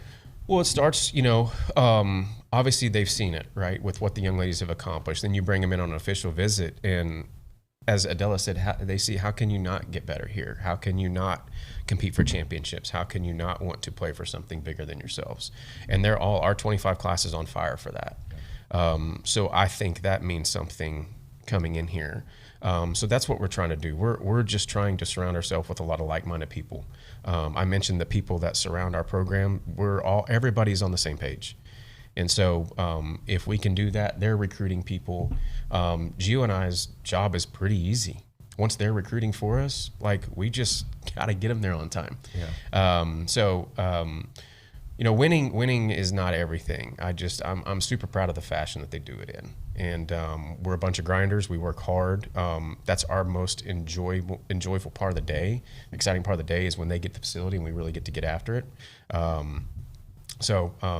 As much as I'm ready for the summer, I'm ready for August to get here, because we're hungry to get back there.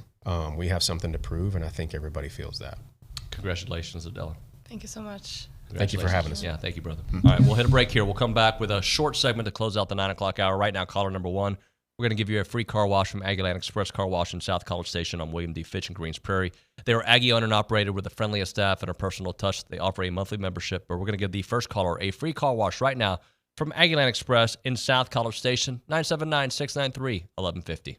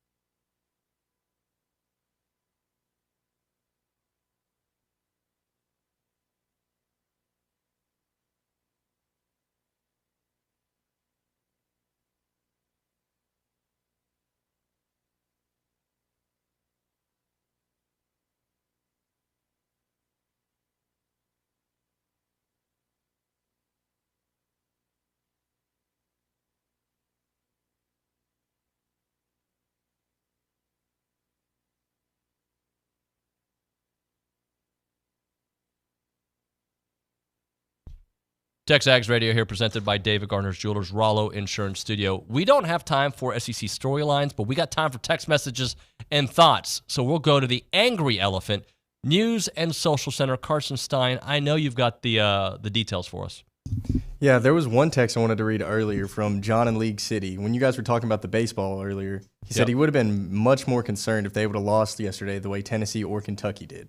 Sure. I think that's and you know, Brauny, when he was on a moment ago, or 54 minutes ago, not a moment ago, he kind of talked about that. Like, it was the most competitive of the top seeds losing. I do think it says something that all the top seeds lost, right? Because we're all human. We all want to win. We all know that sometimes you have to take a step back and be like, all right, but let's win this way. And that's why Schloss a couple days ago did say at the appropriate pace, right? Like, you want to put people in the right position. You want them to get their rhythm. You want to win. But it's not at all costs, right? There's something bigger and better that they're playing for. And it starts next week, and this is just the beginnings of it. Would I like to see a deep run in Hoover? Yeah, I mean, if you're going to come away, if you're going to keep playing, win the whole damn thing, right? That's what it comes down to. But if not, get home, get healthy, and put your best foot forward next Friday or Saturday, whenever you start, and let's win that bad boy. All right, this is what we got for you in the next hour. We've got Aaron Torres joining us. I got some football things I want to get into with AT. I'll be interested to get his thoughts on all that. We've got Amanda Scarborough talking a little bit about Aggie softball. She'll be on the call for the Texas series. And then after that, we'll do some SEC storylines. I got a couple stories that I've picked out that I want to chat about. We'll get to your text messages. Aggie football, always a part of the conversation because it's summertime, folks. Let the good times keep rolling. You can call us up multiple ways, 979-693-1150. Before we hit a break, I want to tell you about our friends at Rollo Insurance. They are the official insurance provider of TexAgs Radio. The difference is real. They're an independent insurance company built around educating you on exactly what you're paying for, doing the shopping for you so that you can accomplish your insurance goals. They've done it for us. They've done it for Aggies all over the place. They've done it for people all over the state of Texas. And by the way, they're all over the United States. You can find their offices all over the place. But they got 53 offices in Texas. But you know the deal. They are right here in College Station. That's where you can find their headquarters on Highway 6. They're super local. They're super passionate about A&M athletics, and they're super passionate about helping you. Morgan's my guy that I call for everything. I call him for advice on life and, of course, my car insurance. He can help you if you got a kid who's about to start driving. If you've been in a situation where the insurance provider you have hasn't taken care of you, make sure you call Rollo Insurance. 888-44-ROLLO or go to rolloinsurance.com. 888-44-ROLLO, rolloinsurance.com.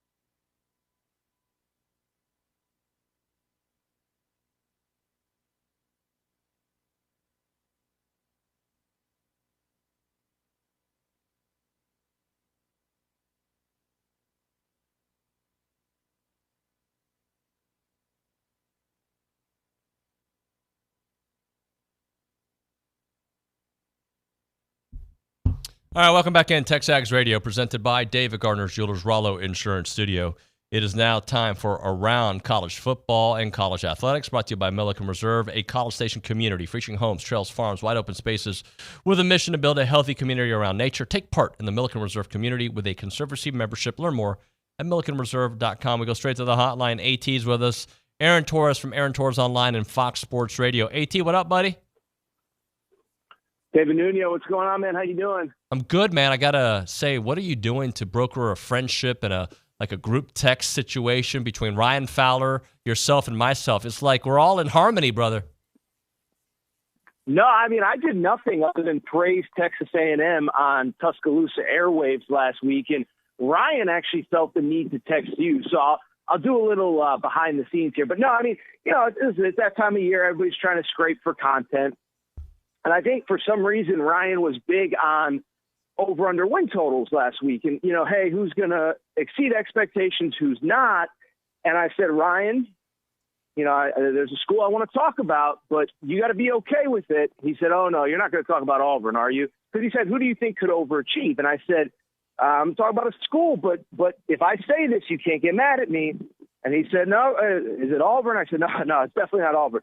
And I said, how about Texas A&M? And I'll get into it in a second, David, but I truly believe that in the coming era, I think what college football is going to become is so much like the NFL from a schedule perspective. Every year in the NFL, teams go from first place to last and last place to first, and part of it is often the schedule. And so what I said with A&M, I said they're the only team in the SEC that I'm aware of that doesn't have either Georgia or Bama on the schedule. I think most people think that Texas is probably first, second, third best team. Texas A&M gets them at home. Get LSU at home. No Oklahoma. And I don't remember all of the road games off the top of my head. I know it's at Florida, at Mississippi State, and I can't remember the South other Carolina. two. But okay. So JV programs left and right basically is what I'm trying to say. And so I just made the argument, and he's like, Aaron, first of all, he's like, I don't know much about Mike Elko, but but I think he thought that I made a very compelling argument, and he told me that he opened up the phone lines, and it seemed like a lot of his listeners agreed. So I don't know if there was the anti-Jimbo bias because of what he said about Saban or what Saban said about him, but it feels like the temperature has cooled in Tuscaloosa post-Jimbo Fisher, post-Nick Saban, and Ryan was like, you made some really good points there. Maybe they are going to be a little bit better than I had anticipated. And so that was how it started. And then he couldn't stop texting you. I mean, it was like you two were BFFs, and basically I just stayed out of the way at that point. Well, it's interesting. Well, he got into the whole Saban remarks and Jimbo things, and I still have my opinions on that. But I said this earlier in the show. I've said it a few times, Aaron. I think it's almost impossible to really give an educated opinion on college football teams, most college football teams, with the way people who are guaranteeing Texas being 1A, 1B in the SEC. They might be. I understand. But they did a lot of that last year in the Big 12. They have an easier SEC schedule, but they have a lot of moving parts. You can do that. Like Alabama. How do we actually know how things are going to be with Kalen DeBoer? Just because he did it at Washington with Michael Penix, why does that translate at Alabama? It might.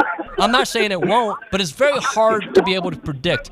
Coach Elko, what he did at Duke, how does that translate at A&M? I think it's going to translate great, but there's so many different players on this program now. How does it translate? And I think we're just in a world of college football that, we're going to have to feel this thing out over the next couple of years because there is such a revolving door.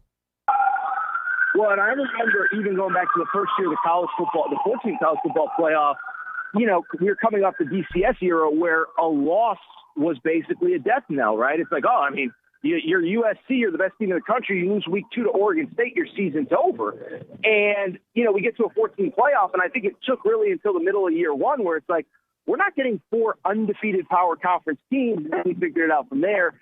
And, I've said this often, David. If I said it on your show, I apologize because I feel like I do so much between all my shows that it gets repetitive. But I am so fascinated with not just, what you said, but even what's considered a successful season and a failure. I mean, there's going to be teams in the SEC that are used to being 11-1, 12-0. By the way, maybe some of them coming from the Big 12.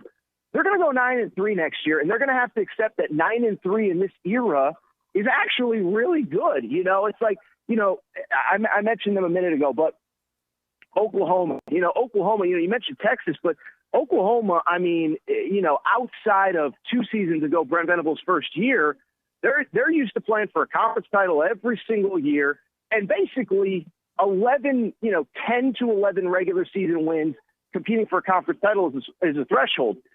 Is 9-3 a failure at Oklahoma in the SEC? Not with that schedule. I think it'd actually be a heck of a year. And so I think that's what's going to be more interesting to me is that adjustment window of this league is so much tougher. And I think the important thing, and I know I've said this on your show because I've said it everywhere, everybody's so focused on Texas and Oklahoma, but I think eliminating divisions, even Georgia, Georgia doesn't have, I believe, Vandy and South Carolina on the schedule this year. Well, maybe for Georgia that doesn't matter, but maybe when you replace Vandy and South Carolina with, Texas and whoever they're going to play, I don't even know, now all of a sudden, maybe that's a loss instead of 2 guaranteed wins. So I am so fascinated. I still go back to, I think schedules are going to be more important than ever. I'll be curious, by the way, going forward, if the Big Ten and the SEC, if they really scale back some of those out-of-conference schedules. I don't know what the benefit of – listen, it's going to be awesome when Notre Dame walks through the tunnel in College Station. I don't know what the benefit is with Texas A&M when you're playing the schedule that you're going to play going forward. Same with Michigan playing Texas. I don't know how it benefits either team with the way their schedules shake up. So we're entering a whole new era, David, and I think you're 100% right. Is this going to take a few years to kind of figure out what's a success, what's a failure? Is 9-3 actually better than it used to be? Like, there's just so many questions. In one way, it's sad that we're ending one era, but in another way, it's really intriguing and exciting to kind of enter the unknown this coming fall. So if I'm understanding you correctly, going back to your original point with Ryan Fowler, is that you do think A&M, you would take the over on 8.5 wins? I'd have to look at all of the schedules more closely, but I feel pretty good about it. Again, I don't have, I'm out with the dog. I'm on the side of a highway, just strutting up and down a highway. So forgive me. I don't have the schedule in front of me, but I would feel relatively confident about that. Now, again, you have the spot of conference game against Notre Dame, but that's at home. You get Texas at home. And I think the road games, are manageable. Now, I also know historically A&M has struggled a little bit with Mississippi State. The swamp is never easy to go into, but obviously there's a lot of conversations to be had on Florida, Billy Napier, et cetera. So right now, without having done total deep dives on the rosters and where the rosters stand post-spring portal, I would feel relatively confident going over 8 wins, or over 8.5 wins. I would feel relatively confident. Again, get back with me on August 1st when I've looked at all the rosters, when the rosters are set, when I've looked at everybody else's schedule, and I'll give you a definitive answer. How's that sound?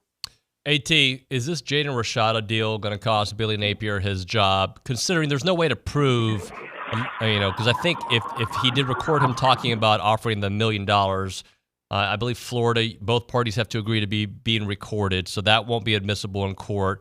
But if I'm Florida and things get south with Florida quickly, with the Gators quickly, you're looking for a way to bail and not pay them. That would be an easy way.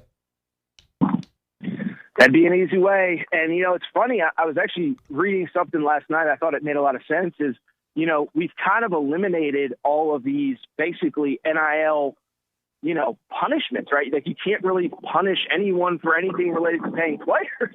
And it's like, that was kind of your get out of jail free card if you want to get rid of a coach with a bad contract is, you just find some loose NCAA rule and say, well, you broke NCAA rules, whatever. So, I don't know, David, but I'll say this is that, listen, man, and it was even weird at the time, and we got kind of some details as to why it was so weird at the time, but I said this on my show today, and I truly believe it. I think this is trending as one of the worst hires in the history of college football. And I know in real time it's hard to say that. Do you know, David, a Florida football coach has not finished under 500 in back-to-back seasons since the 1940s, okay? And Billy Napier has already done that. You have historically embarrassing losses. You lose to Arkansas last year. It's their only SEC win, and you lose at the Swamp. Jaden Daniels basically wins the Heisman Trophy against you, 606 yards of total offense. I think it was 7 touchdowns accumulated for. Kentucky rushes for 280 yards. It was like, JV versus, the varsity team, and the varsity team's just running the ball right up the middle, and the JV team can't stop it. So maybe it all gets flipped this year. But I think when you add in the on-the-field results, with just very clearly, he just does not seem to be equipped to keep things under control at the highest level. This Jaden Rashada stuff. You go back to signing day last year when the whole class basically fell apart a week before signing day. It's just one debacle after another. And, and obviously the schedule this year, right, is that, we've talked about it previously, but you can make the argument that, that he can win the Miami game, that he can win Florida State with DJU as the quarterback. But you can also make the very compelling argument that he's going to lose most of those toss-up games. And if he does, I don't know how he comes back. And then obviously, to your point, with this whole situation, is there a way to fire him with cause? It to me is, I can't say it's the most fascinating situation in the SEC, because I think every school kind of has some fascinating elements to it, but it is certainly in the short conversation. It's just a debacle over there. It really is.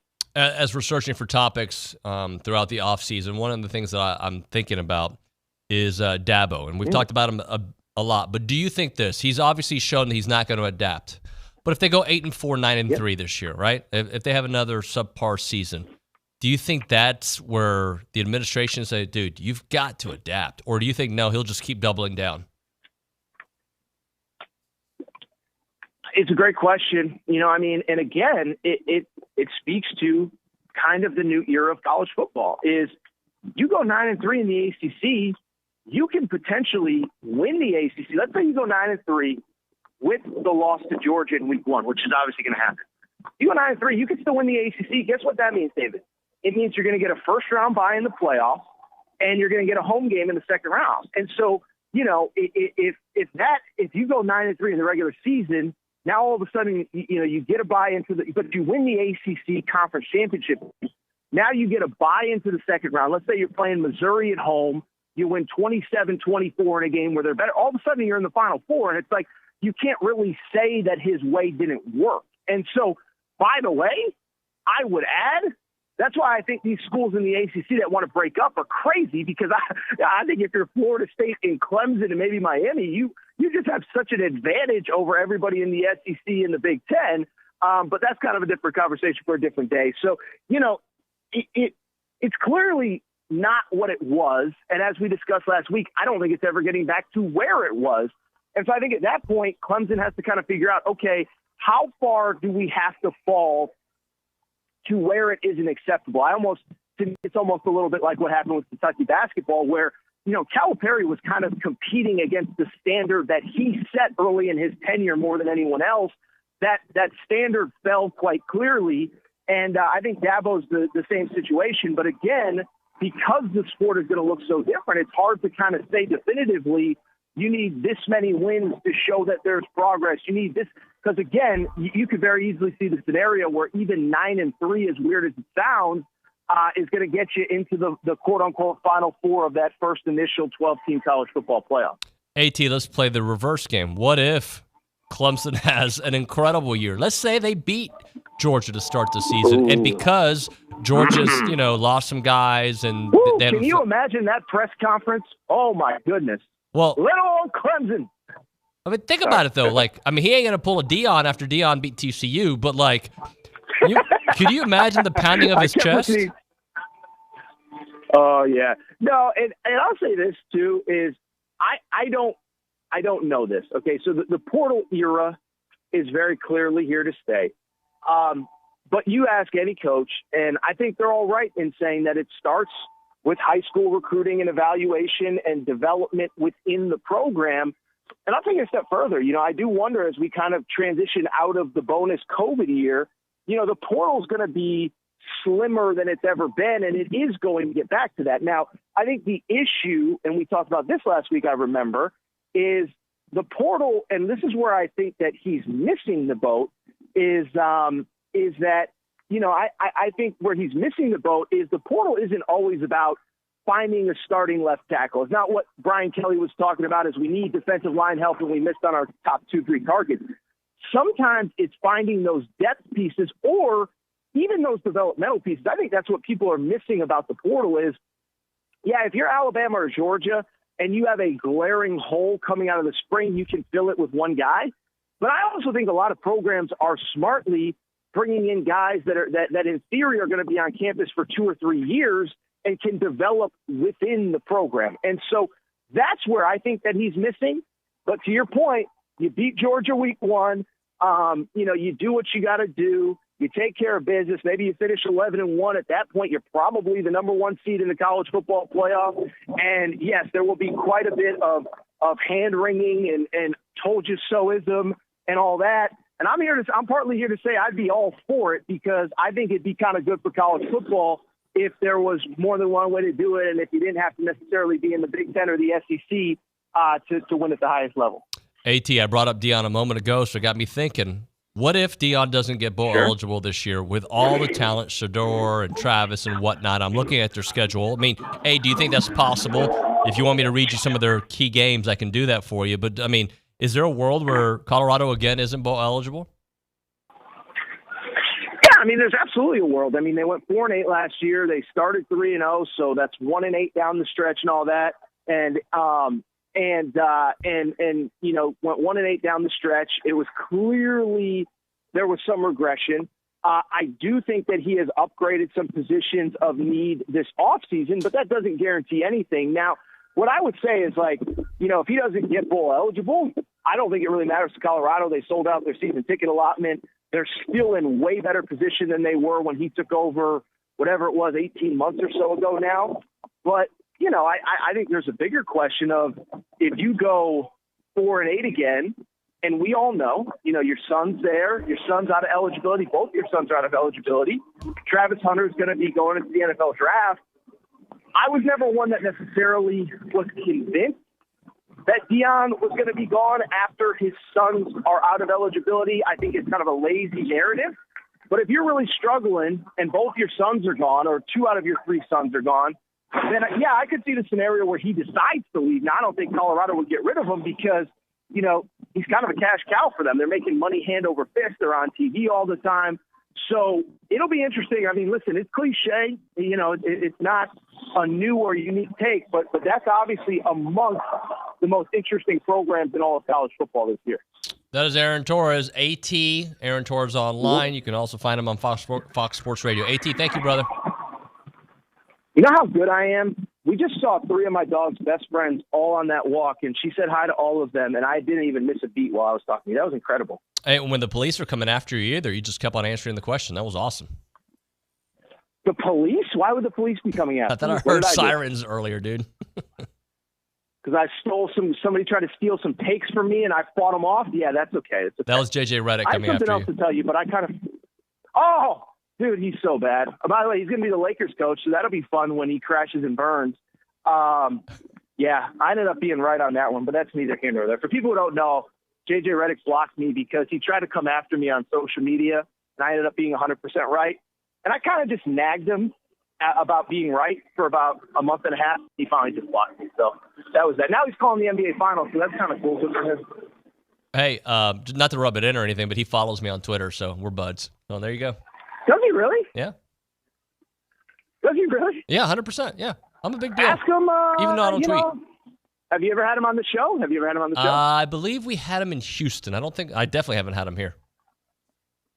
Okay, because I was going to say, he may be calling the NBA Finals, but he's never been on TexAgs Radio before. Well, maybe I'll send him a tweet. Tell him I say what's up. So, right. It's like, you ever watch Entourage? I know we got to go. There's a great scene. Oh, we definitely got to go. Tell Sloan I say what's up. We'll do. Later, brother. We'll talk. There he is, Vinny Chase, a.k.a. Aaron Torres, on the program. We'll hit a break. We'll come back with Amanda Scarborough, who's like, can we get to my interview already? I'm waiting. We'll get to you here in a moment. Heritage Films Time. That is a company that makes documentary films about families, family businesses, family ranches. You guys who listen to the show all the time, you know what I'm talking about. If you haven't called Chance McClain and his crew yet, you're missing out, guys. Father's Day is coming up. Be a cool gift to give your dad, cool gift to give your grandfather, cool gift to give your family, right? To talk about the family name, the family story, all the cool things that your family has done. Have it in a documentary form, 2-hour documentary done with the pictures, the videos, the interviews to match the whole story, done in the top level, like Netflix style, A&E style. It's great. We did it with my dad. You should do it for yours. You should do it for your family. It is something you're not promised tomorrow, and if you don't get one of these done, I think later on you'll be like, man, we should have done that when David was talking about it. I should have had a heritage film done to tell the family story. You can do that. You also don't want to miss out on your kids' growth, right? Like, cherish those moments. Facebook memories are great for like kind of remembering. How about doing a year flicks through Chance, which is a benchmark video Q&A forum about your kids. They can ask awesome questions like what they're into, favorite movies, favorite hobbies, and like you follow up a couple years later. You do it freshman year of high school, then you do it when they graduate high school, then when they get to Texas A&M, when they get their Aggie ring, 4-part series. There you go. The website is yourheritagefilm.com, yourheritagefilm.com. 713-893-8341, 713-893-8341.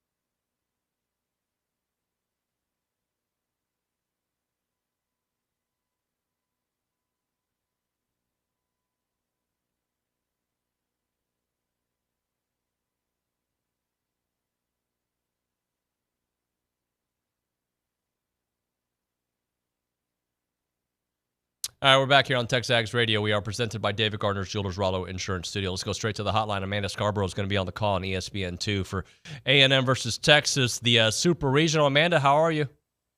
Hi, good. Yeah, looking forward to this weekend. Yeah, we're looking forward to it as well. Just tell me about because I've been there in your shoes where you, not at the level that you're at, but where you are about to broadcast a team that you love. But at the same time, you have a role, and your role is to tell the story exactly in the middle. Just talk a little bit about preparing for a game with those kind of knowing what's at stake for both programs, knowing the history between the two, and also doing your gig, doing the job the way you're supposed to. Yeah, well, two things. So this will be the second Super Regional that I've gotten a call for A&M. The first one was in 2018 against Florida. And just as a reminder, in 2018, it was in Gainesville, and A&M had, I think, won the first game, and it went to game 3, and A&M woulda, coulda, shoulda, won game 3 on the road. I think it was like 15-2 matchup. A&M was a 15th seed, and they ended up getting walked off on. So I feel like if I can handle that super regional and seeing them get walked off in game 3, then I like it's prepared me for any regular season game, SEC tournament game, post like super regional, World Series game, whatever. And then I've called actually a lot of Texas games. I was kind of joking around with their SID at Texas softball. And because I've called so many Longhorn Network games since the beginning of the Longhorn Network period, I feel like I've seen Texas so much. Like it's kind of natural for me to call their games because I've been around their program for the past, I don't know, 10 to 12 years. So yeah, just the professionalism I think takes over of just wanting to be the best at my job that I can possibly be this weekend, no matter who's playing. So what are some takeaways from the regional that you saw from A&M, which you saw a little bit of everything, right? You saw, the offensive output, the pitching performance, a little bit of everything. I think that the way that their offense came out in game 3 was probably the highlight, I would say. I think at times we know that offense that can score 8 runs in 5 innings and run rule a team is capable of coming out more often than maybe we've seen it. But they face such good pitching that that 8 runs a game against a top 10 ERA in the nation is, that's lofty goals. And I think that Trisha Ford and Coach Harger would say that that's what they expect the team to do all the time, but they face such good pitching in the SEC that I think it's caused some of those ups and downs. So to see them end the regional and score 8 runs and really square up the ball and hit a couple of home runs and end with some high offensive momentum, that's probably what sticks out the most to me. And then Emily Kennedy shutting out the same team 2 times that had already seen her once earlier on in the season. Like that's not easy to do, especially I know Texas State is a mid-major team, but they are a very good mid-major team that earlier on in the season was getting thrown around as a potential host, as a potential national seed. So you can't say enough about her performance and the way that she ended it, shutting them out 2 times in a row. So we had Coach Ford here in studio yesterday, and we talked a little bit about how she changed the lineup, something that they had seen earlier in the season when they switched Kennedy Powell to lead off, and with her and Coco up top. What did you think about that? Yeah, I like that a lot. It was actually something that switched around at the SEC tournament because Kennedy Powell was so hot. So after that first game where I'm like blanking on who they played in that first game. South Carolina, I believe, looked like they were trailing all game, but Kennedy Powell had a great game. She was a spark at the bottom. And so the next game when they played Florida, she went ahead and put her in the leadoff spot. And I feel like I've seen that more, not just with A&M, but all across the country. Is nobody wants to bat leadoff. I don't know what it is with all these different teams, but I've seen a lot of different leadoff hitters for even teams that have made the super regionals, still just trying to find that leadoff hitter that wants to be up there, that is going to succeed when they're up there. And so I think that Kennedy did a great job, and I love seeing, I should say, their speed with Kennedy Powell and then Coco. They're both so electric on the base pass, and they can beat you in a lot of different ways, and can really spark an offense to get them going. They always say throw out the record books when it's a rivalry game, but this one right here is interesting to me because Texas is, right now the best in the country. It is a rivalry game. But the way A&M is playing, and Coach Ford also said they play better when people kind of doubt them.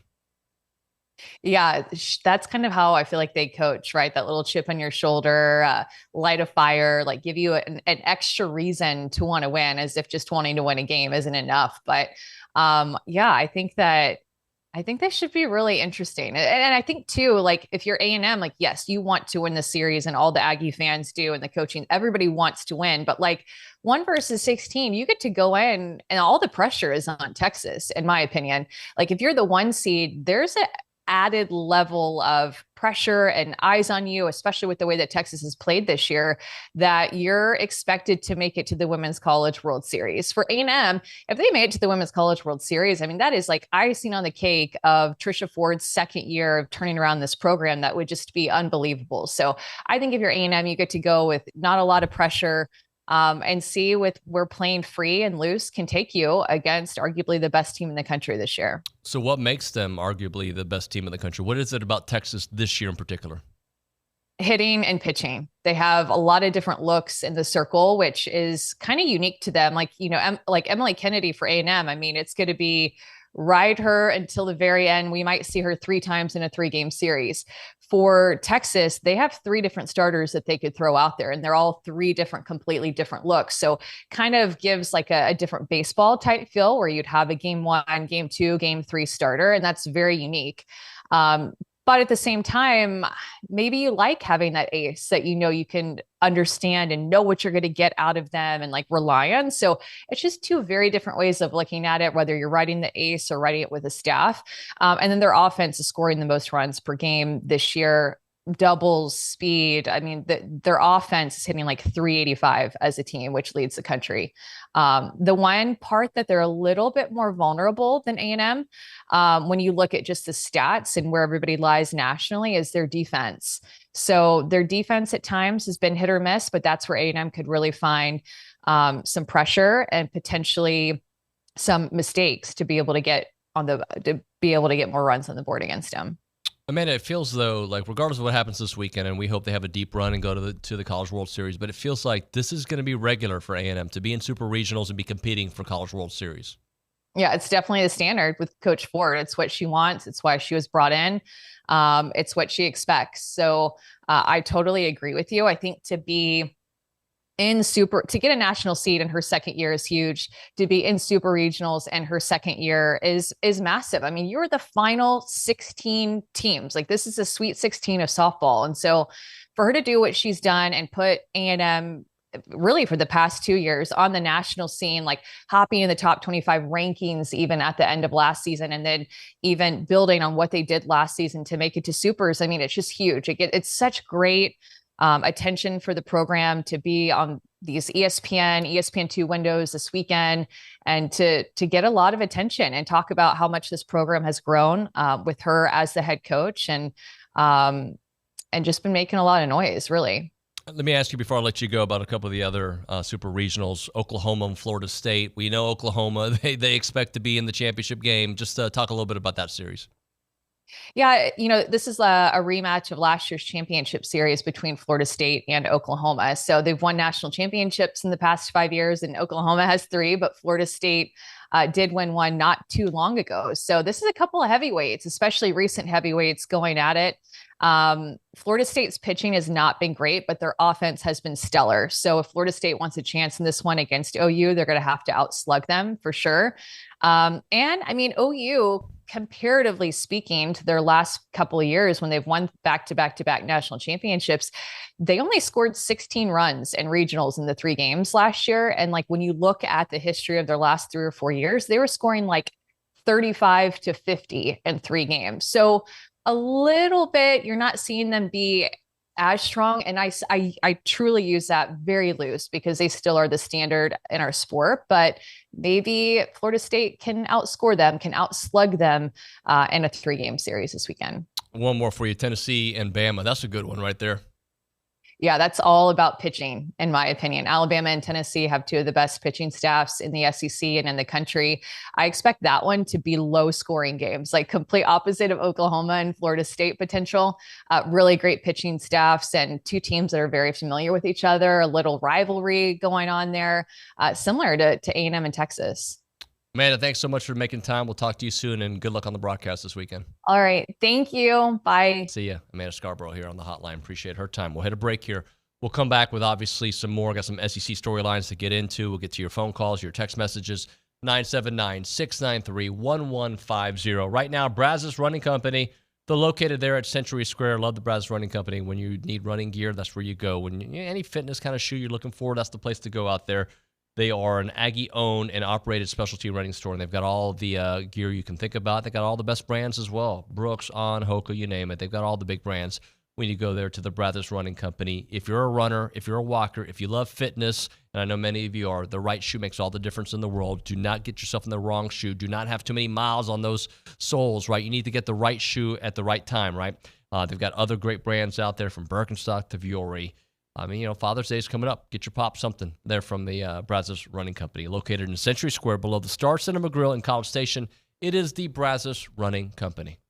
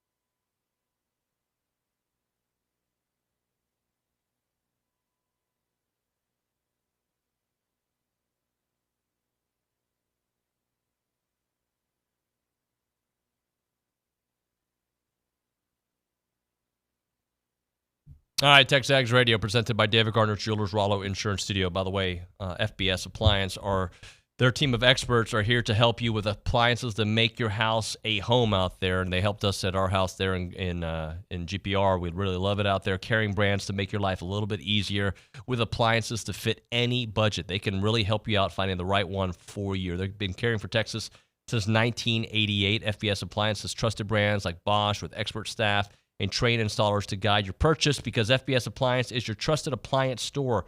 If you're looking for something, you need to consider them. They have a high standard of quality in the final outcome. They want to make sure that they put it exactly the way you want it. They're committed to delivering an exceptional experience from start to finish. You can trust them to provide unparalleled service and support every step of the way, because FBS Appliance is your trusted appliance store. Visit any of their 8 showrooms across Texas or visit them online at factorybuilderstores.com. All right, let's go to the Angry Elephant News and Social Center. We've got Carson Stein there, who's got some SEC storylines for us to consider. I do, David. And to start off, I wanted to say Kentucky right now is beating Arkansas 3-0 in the top of the 5th inning in their double elimination game. All right. So another top seed going to have to go down, but that's because they're all in the losers bracket, ladies and gentlemen. You can talk now. It's okay. Okay. So I wanted to also touch up on yesterday. Sorry, I totally just threw him off. I was talking to him in his ear. I didn't know you were talking to him. I was That's like, my fault. Why For whatever reason, Carson loves to keep scooting out of frame. I've noticed that. I'm just trying to tell him, but anyways. Like the last video. It seems like every time I try to make an adjustment, like subtly, it gets out. So like half your face was being shown like about 4 minutes ago. I'm like, where is Carson? But there, I see you now. Yeah, we're fine. We're good now. We're good. I wanted to touch up on yesterday, LSU beating Kentucky 11-0 in a run rule, and it looks like LSU's the hottest team in the SEC tournament right now. Yeah, they are looking very good. By the way, Mississippi State also looking pretty good too. Dramatic walk-off 2 nights ago. Last night, obviously beating A&M in the night. So yeah, they're looking good. It looks like with Mississippi State keeping the momentum up, they take on Vandy today. The 2 hot teams. 2 of them. So who knows? Maybe if A&M wins today against Tennessee, they'll play one of these teams. I'd rather see Vandy based off what happened earlier in the season. Yeah, I don't care. Just if we're gonna win, let's win the whole darn thing. If we're gonna lose, let's go home tonight. That's kind of how I feel about it. But continue on. All right. I also wanted to touch upon yesterday, South Carolina beating Arkansas after Cole Messina's stellar day with a 3-hit, 2-home run game with 5 RBIs. That's pretty good for tournament play, I'd say. Yep. No doubt. What else? What storylines do you have for us, Carson? Well, there's nothing. It's just SEC tournament play right now. Yeah, it is. I got a couple things I want to get into here on the show. So I saw this Michael Burrow, and I don't know if I'm pronouncing that name correctly, but he's a Florida defensive lineman. He got arrested, I believe, yesterday for fleeing deputies causing serious injury with a vehicle out there. I was kind of reading through some of the points of this story, and I found it to be like, really, dude, you're going 150 miles an hour. Here's a story from Gators Online. It says he's facing charges of fleeing deputies at 150 miles per hour, causing serious... How many cars go 150 miles an hour? I couldn't tell you. Mine don't for sure. Like, legit, like, I know I'm Mr. Safe Guy. And, going 85, I feel like my car's going to explode. And I've done it many times. I've dipped into the 90s. I'm sure when I was younger, I went above 90 a little bit. But 150? Nick, you love cars. You're a NASCAR guy. Like, what's the fastest you've taken a car? Your parents are listening. Be careful. I know. I've gone over 100, but not 150. Not greater than 110. So that can't be right, because it says here, fleeing deputies at 150 miles per hour. Oh, he was clocked, though, at going 86. So he went basically double that. So he was going 86 miles per hour, and then he sped up to 150. So you've gone over 100. Have you done that in the last year? No. Okay. Well, don't do that, buddy. These were, okay. He says that he panicked after. Of course. And that's why he was going so fast out there. He also had a suspended license, which is why he, took off. But that is one of the worst things to do. By the way, Nick, I don't have the video in front of me. I was going to have you pull it, but I didn't get it. Can you explain to me, because you're Mr. NASCAR, why there was a NASCAR fight like that looked like a UFC fight recently? Did you see that? Yeah, of course I did. I watched that. So that event was the All-Star race. They do that This was at an all-star race? It was, yeah. It's like the Pro Bowl if Patrick Mahomes got into a it- fight with somebody when they're not even tackling? Correct. Yeah, it's not what they call a points-paying race, so it's just like an exhibition for fun. And it was the second lap of the race, and Kyle Busch, who's the guy that got punched, basically wrecked the guy that punched him on the second lap of the race and took him out intentionally. And so at that track, they can't leave. Some tracks have underground tunnels where they can take their trucks and just leave, but that's a small track, and they couldn't leave. So he just stuck around and waited for him at his trailer after the race and then just ambushed him and had a brawl. That's why NASCAR's fun. That happens sometimes. But you don't watch UFC? No, I don't. Okay, so you don't really care about fighting. So I'm watching the video. Well, if you watch it, it's not like a real fight. Like he gets one good punch in, and then it's just kind of like a baseball scrum, you know? But one of the what's the name of the other guy? Ricky Stenhouse Jr., the guy that threw the punch. He's the one in the gray, right? Yeah, he's the one in the shorts and the He looks like he knows how to fight. He's short, though. So you're short. I'm short. We're all short. He looks like he knows how to fight. So what did Kyle Busch do to like other than I know he caused a crash, but was he driving recklessly? Is that the part I'm not understanding?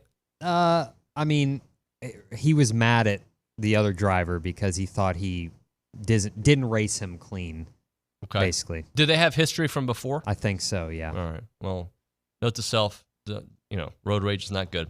Yeah, I think I'd win in a car race between everyone here at TexAgs. Not on the street, of course, on a closed course.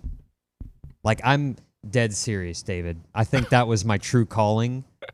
If we weren't in, race cars, I would win. I would smoke the field. Okay, a couple things.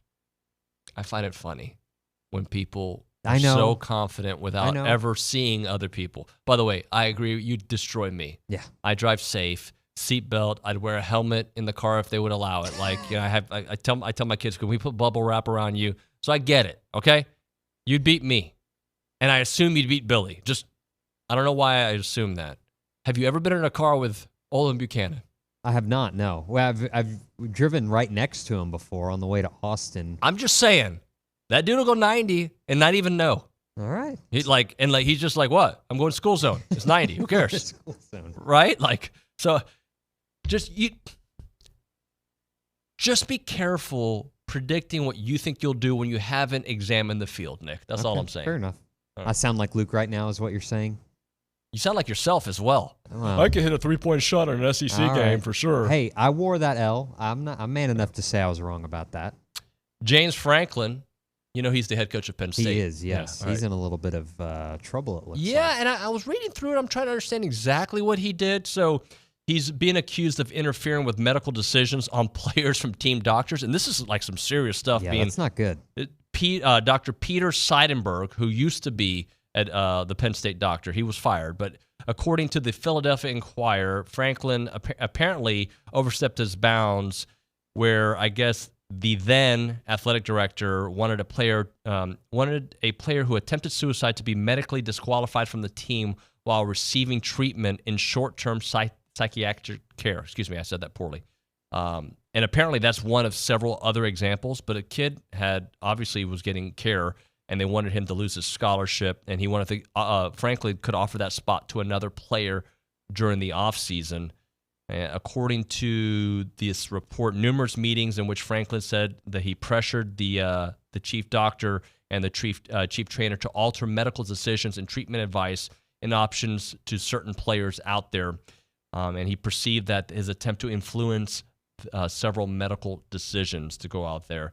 He said alleged that this lawsuit was 5 years ago because he refused to allow a coach to interfere. He was fired because he refused to allow a coach to interfere with medical treatment and return to play decisions, which is kind of crazy when you consider that entire story. Jane, look, all I know is, and I hate to make this about football when it's obviously some really alarming things off the field, but when you don't win, and by the way, he's won, but not at the level that they want him to win. He has not been in the mix. He can't beat either Ohio State one year or Michigan the next, or both of them in a year, right? Every year, Penn State is I hate to say a higher version of A&M, but they get some of the same treatment. Like, all right, call me when you win these big games and you really are competing for. But they've obviously won 10 games during the James Franklin era. But when you don't win, Okay? When you don't win at the level you're expected, these stories start to come out much more. This is something, and by the way, I'll tie it to the Billy Napier story because that is absolutely part of the process, right? Like, I'm not saying that Jaden Rashada wouldn't go after Billy Napier, but what I'm saying is if Florida ain't winning, they can use that evidence and the stories get a little bit louder. We'll hit a break. We'll get to the final segment here on TexAgs Radio. Right now, we're talking Caldwell Country Chevrolet. I feel like NASCAR today, Nick, and it's a good thing, right? Highway 21 in Caldwell, online at CaldwellCountryChevrolet.com. You go there for all the deals when it comes to buying a vehicle. When you're looking for a vehicle, it is a stressful process. You want to find the right price. You want to find the right car that fits your family needs, your family budget. I know all that because I've done it. We did it a couple years ago. Unfortunately, I'm going to probably have to do it here soon because the boys will be driving soon enough. But at Caldwell Country Chevrolet, they're going to help you throughout the entire process. That is what they do. When you buy a vehicle there, you know that they're going to be there for you. Like, you can tell them what you're looking for, and maybe they don't have it on the lot right now, but when they get it, they're going to call you and be like, look, I know you're looking for this kind of car at this kind of price point. This is what we found. You want to come test drive it? You go, you test drive it. You're going to be like, wow, I want it. And that's just kind of how the stories go when you go to Caldwell Country Chevrolet. Complimentary pickup and delivery for their service customers. Top-notch service when you go to Caldwell Country Chevrolet. 15-minute drive, the edge of Bryan to the beginnings of Caldwell. Short conversation away, but you'll see the difference when you step on the lot and do business with the great people there at Caldwell Country Chevrolet. Highway 21 in Caldwell, online, CaldwellCountryChevrolet.com.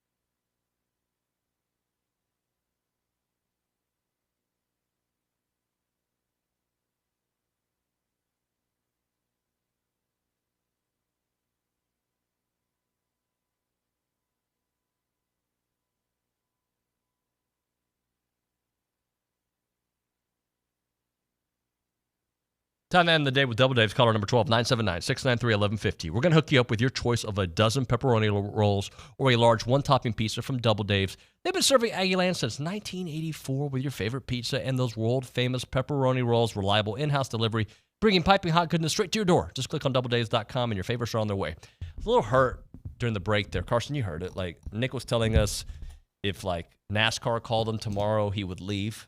Yeah, big NASCAR guy, apparently. Yeah, like, Nick I Savage. mean, I thought this was your dream job, Nick.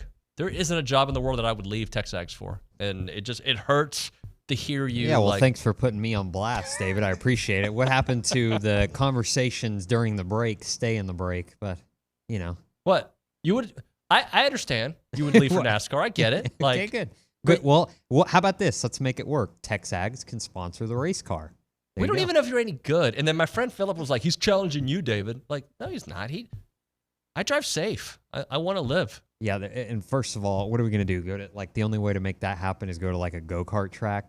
You know, what are those? But let me tell you. You know what? Nah, it doesn't matter. Let me tell you something, though, about me. Today, you'd beat me. But if we said, he's like, going to go hop in the racing simulator. If we set up, like, a 3-week training camp, I'd find a way. 3-week training camp. Okay. I would research. There'd be a lot of Googling going on, a lot of YouTube help videos. I'd find a way. You know, I've become, over the years, not only just an incredible, like, builder at the house. I don't even know what you call it, a foreman. What if I fix things at the house? What do you call that? Handyman? Handyman. Yeah. I'm an incredible handyman now. I'm Mr. Country Music. I evolve. And if this is the next phase of my life, beating you in go-kart racing or whatever, I'll do it. All right. When can we set that up? I'm not going to do it. You got, what, 100 acres, Carson? You can build us a track. What happens behind the scenes stays behind the scenes, Nick? I don't think that's out of bounds. It might be a little bit. Yellowstone. All right. We just wasted a segment. I apologize for that. Billy's probably like, dude, we're paying you to do this? So tomorrow on the program, I know I'm going to have the baseball bunch guys. I hope we have Brauny. I think we'll have Brauny. He'll be in Hoover. We'll chit-chat with Brauny. He's going to be in Hoover because they're going to win, right? We agreement? Yeah. I mean, why else would he be in Hoover? Right? So we'll have the baseball bunch guys, hopefully all three of them. Well, I don't know if we'll have Billy tomorrow. I don't know because I know he's been traveling back and forth, so we'll see about that.